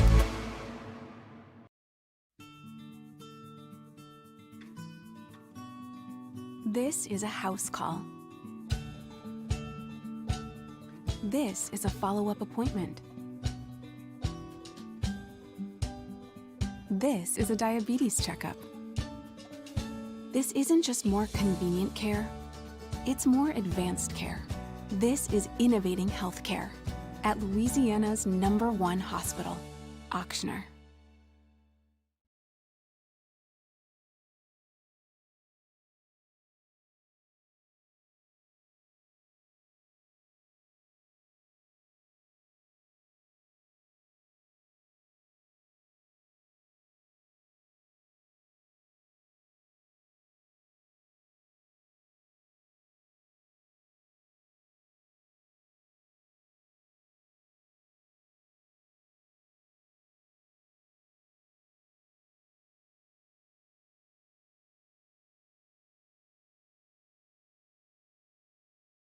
Coming up on Wednesdays, Off the Bench, a couple of the Saints' top draft picks stop by, as first-round pick Peyton Turner and second-round pick Pete Werner both join the show. And a brand new Would You Rather Wednesday. Off the Bench, 104.5 ESPN.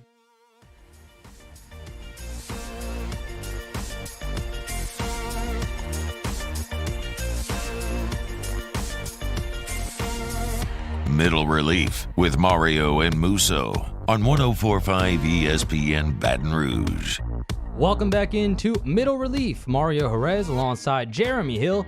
Couple segments to go here on this Tuesday show. I'm so proud of myself. I have not said Monday all day today because it's the first day of the week and it's a Tuesday, which means tomorrow is Wednesday and we're one day closer to the weekend. Another short week after a short week last week. Gotta love it.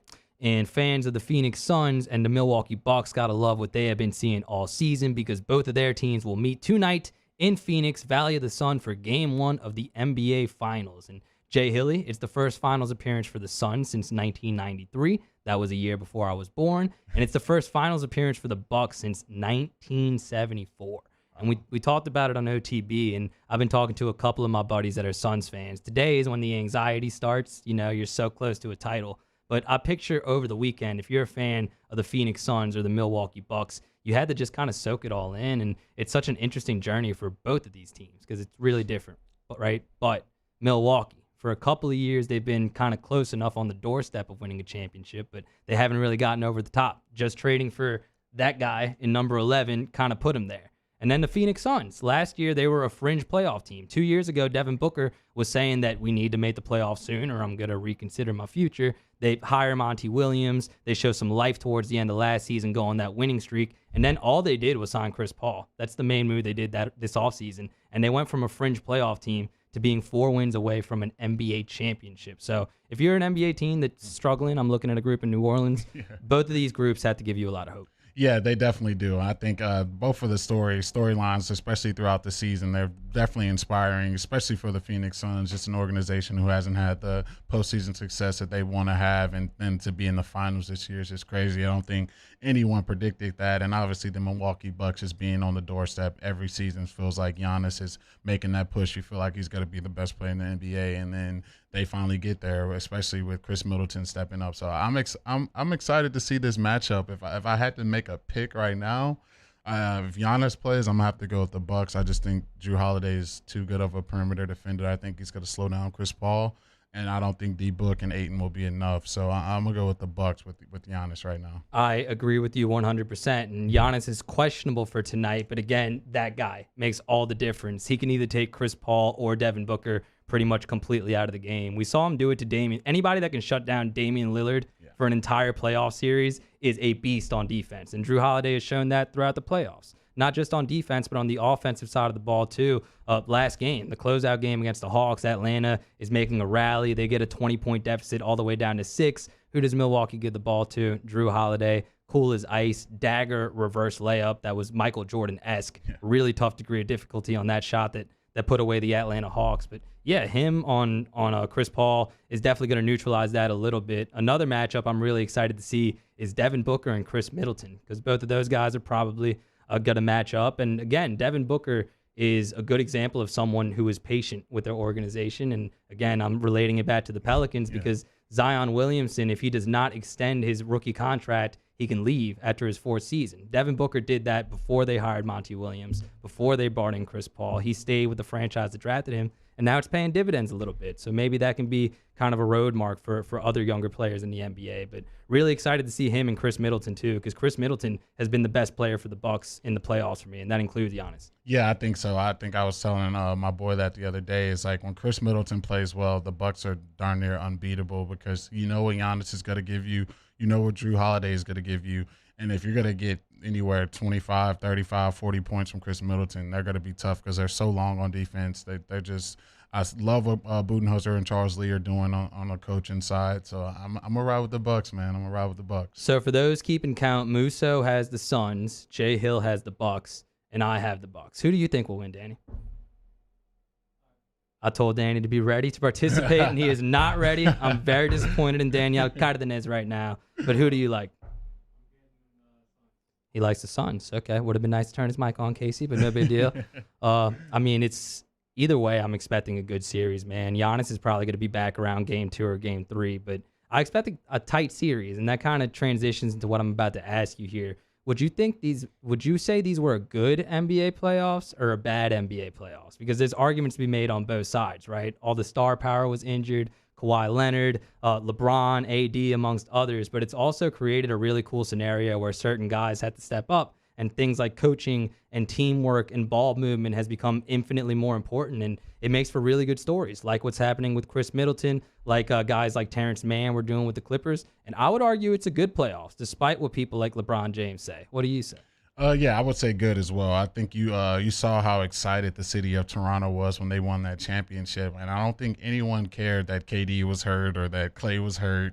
No one cared about that. Everyone's just super excited for their city to win a championship, and I'm sure the same thing goes for Phoenix and Milwaukee. They don't care that Kyrie got hurt or whatever. No one cares about that. All that matters is that their team is in the finals, and we got a chance to win it all. And I think that's what drives the beauty of these playoffs. It's part of the game. I don't see how LeBron can say that after Chris Paul, at his age, drags the Phoenix Suns to the NBA Finals. If he's not making excuses, why are you making excuses? I did not like that from LeBron. And Musso made a great point, Jay Hill. I know you're a big LeBron guy, but that was kind of messed up for LeBron to come out and say that before the NBA Finals, when the attention is going to be on the people that step up and make the game. In this case, it was Chris Paul, but LeBron, as the face of the NBA, knows that those comments are going to be played over and over again. And my thing is, okay, if you feel like that, that's fine. The dialogue with Adam Silver was very aggressive from the start. He was clear as day what they wanted to do. But if LeBron really feels that way, he could have still just kept it to himself,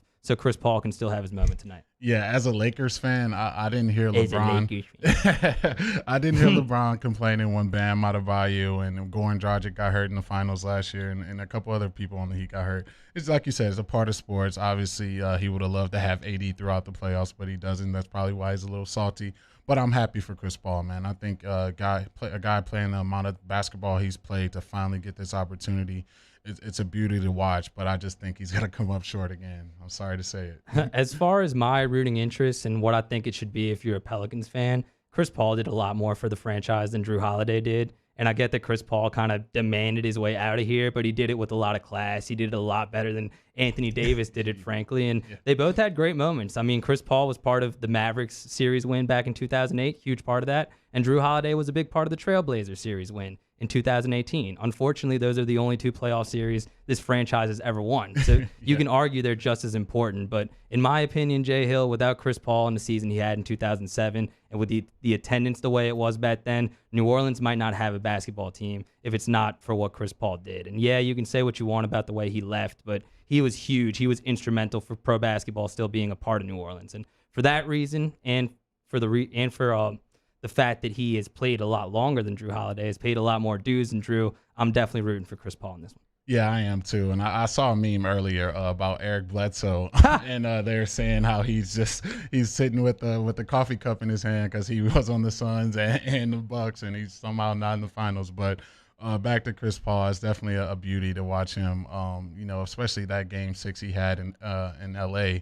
I feel like he put the team on his back and willed his team to a final. So it's definitely good to see him in the finals. Yeah, in the same building his ex-team plays in. So it's been a great playoffs for Chris Paul. He'll try to culminate it in the NBA Finals, which begin tonight. Game 1 in Phoenix between the Suns and the Bucks. That still feels weird to say. But best of luck to both of those teams. We will wrap up the show coming up next with a little Ask Us, so y'all know what to do. Get into the YouTube chat using the hashtag AskJeremy or Ask Us, and we'll answer any questions about sports or about life. Coming up next here on Middle Relief, 104.5 ESPN Baton Rouge. Our listeners fire off their opinions on the jimsfirearms.net hotline at 499-1045. Keep listening for your next chance to shoot us your thoughts with the jimsfirearms.net hotline on 104.5 ESPN Baton Rouge. Yo, Jake here for Patient Plus Urgent Care Clinic, the place that's going to be convenient for you during an inconvenient time. Look, you hear me talk about my 4 boys all the time, and sometimes things like stitches, well, they happen. And in fact, they have. And Patient Plus is always taking care of us, just like they'll do the same for you. And now with 7 convenient locations across the Baton Rouge area, open from 9 a.m. until 9 p.m., 7 days a week. And also at patientplusuc.com, you can sign up for your appointment on the way to the clinic. That's Patient Plus Urgent Care Clinic. Get in and get better. Corval Toyota in Opelousas, Happy Town, USA has it all. New Toyotas with great gas mileage, awesome prices, and a service department that can take care of all your vehicle needs. We don't just sell cars, we buy them too. Any make, any model. Bring your car in so we can see it, and within minutes, you can turn your car into cash or trade it in towards your next vehicle purchase. The process is easy, fast, and free. Find out what you can get for your car today at Corval Toyota in Opelousas. Remember, it's Corval Toyota in Opelousas, Happy Town, USA. ServiceMaster Elite create clean, disinfected work environments. As a local business, we take pride in serving the New Orleans and Baton Rouge areas. Our cleaning protocols follow CDC and OSHA standards for healthcare settings, offices, senior living, restaurants, and industrial plants. Contact Service Master Elite to get your operation ready for reopening with germ disinfection cleaning. Service Master Elite, the trusted choice in professional cleaning since 1996. 50 years ago on Easter Sunday, Breck's Baton Rouge Zoo proudly opened our doors, and we've been hopping ever since. 5 decades of connecting people with animals, teaching our community about the problems facing wildlife and how we can help, and working with zoos across the world to protect endangered species. Today, our future is taking flight by stretching the possibilities of what your zoo can become, while we keep it fun and affordable for everyone. Thanks for coming along. All new Bayou Ford vehicles come with a 1 million mile powertrain warranty. And with Bayou to You, free delivery right to your door. Need repair? Our service department is ready and available to help you today. The crew at Bayou Ford is going to do right by you. This isn't just another day. It's so much more.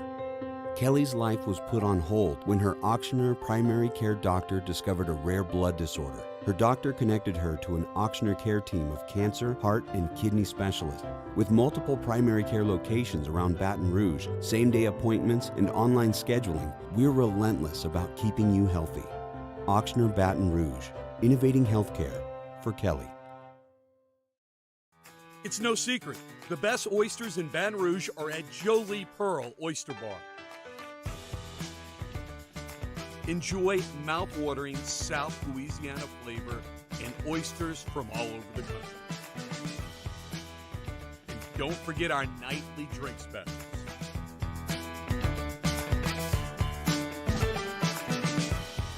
Jolie Pearl Oyster Bar, located in downtown Baton Rouge.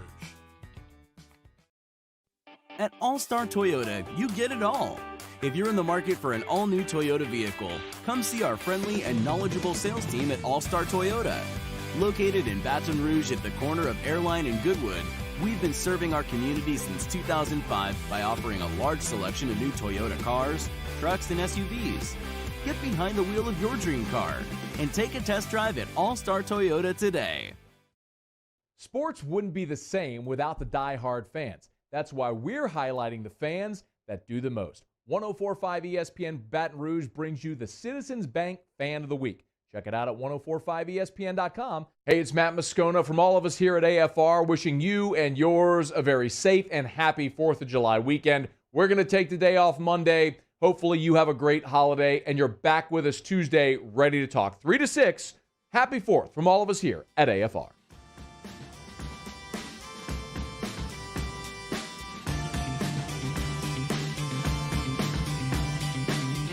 Middle Relief with Mario and Musso on 104.5 ESPN Baton Rouge. Time to wrap up the show with some Ask Us here on Middle Relief. And before we get into any questions in the chat, Jeremy, I do want to get your take on a debate that's been raging in the chat all day. Who is the second best player in NBA history? Oh, that's a tough one. NBA history, all time. I said Michael first, LeBron second. That caused a lot of debate. But what say you? I'm going to go Kareem. Kareem? Abdul-Jabbar, number 2. Okay, I think that was very important. Whoever was saying LeBron's not second best, Jeremy Hill agrees with you. There you go. Hashtag Ask Us, the first one in the chat. This one comes from Steven in the chat. Ask Us, player only issued. Okay, never mind. Don't understand that question. From Nookie, does Jeremy feel responsible for the upgraded loaner headphones in the studio since he essentially shamed them into new ones? Talking about your Saints. I definitely don't feel responsible. I like the swag. I like the swag. I thought the headphones were perfectly fine.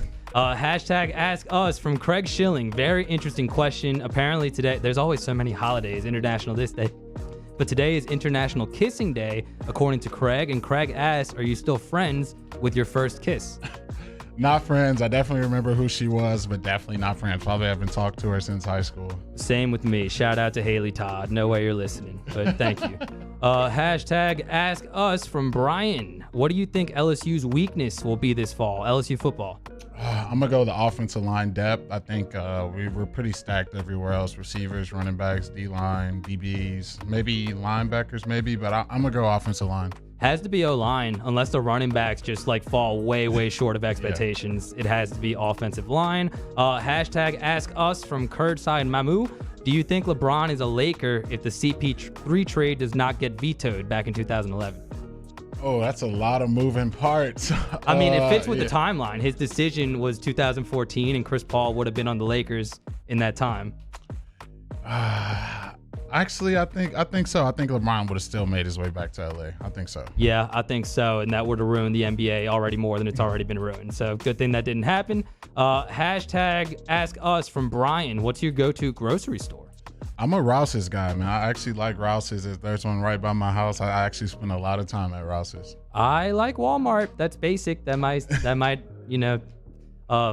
bother some people, but I like Walmart. Walmart's probably my go-to. Hashtag Ask Us from Nookie. Why don't we have a Spanish language call for LSU baseball? That's a good question. I'd be interested in doing that, but it just has not been approached so far. But maybe that changes down the road. Who knows? Hashtag Ask Us. How many championships will Jay Johnson win at LSU? Ooh, I'm gonna go 2. Yeah, I agree with that. I'm gonna be bold. I'm gonna say one more than Maneri did and say 2, and they'll be early on in his tenure too. Hashtag Ask Us from Titus. Will LSU go to the playoffs this year? Oh, you putting me on the hot seat. Yeah. Yes. Okay. Jeremy Hill says LSU is going to the playoffs. Here's to hoping he is right. That will do it for us here today on Middle Relief. Stay tuned for After Further Review with Matt Moscona coming up next. We'll see you guys tomorrow here on 104.5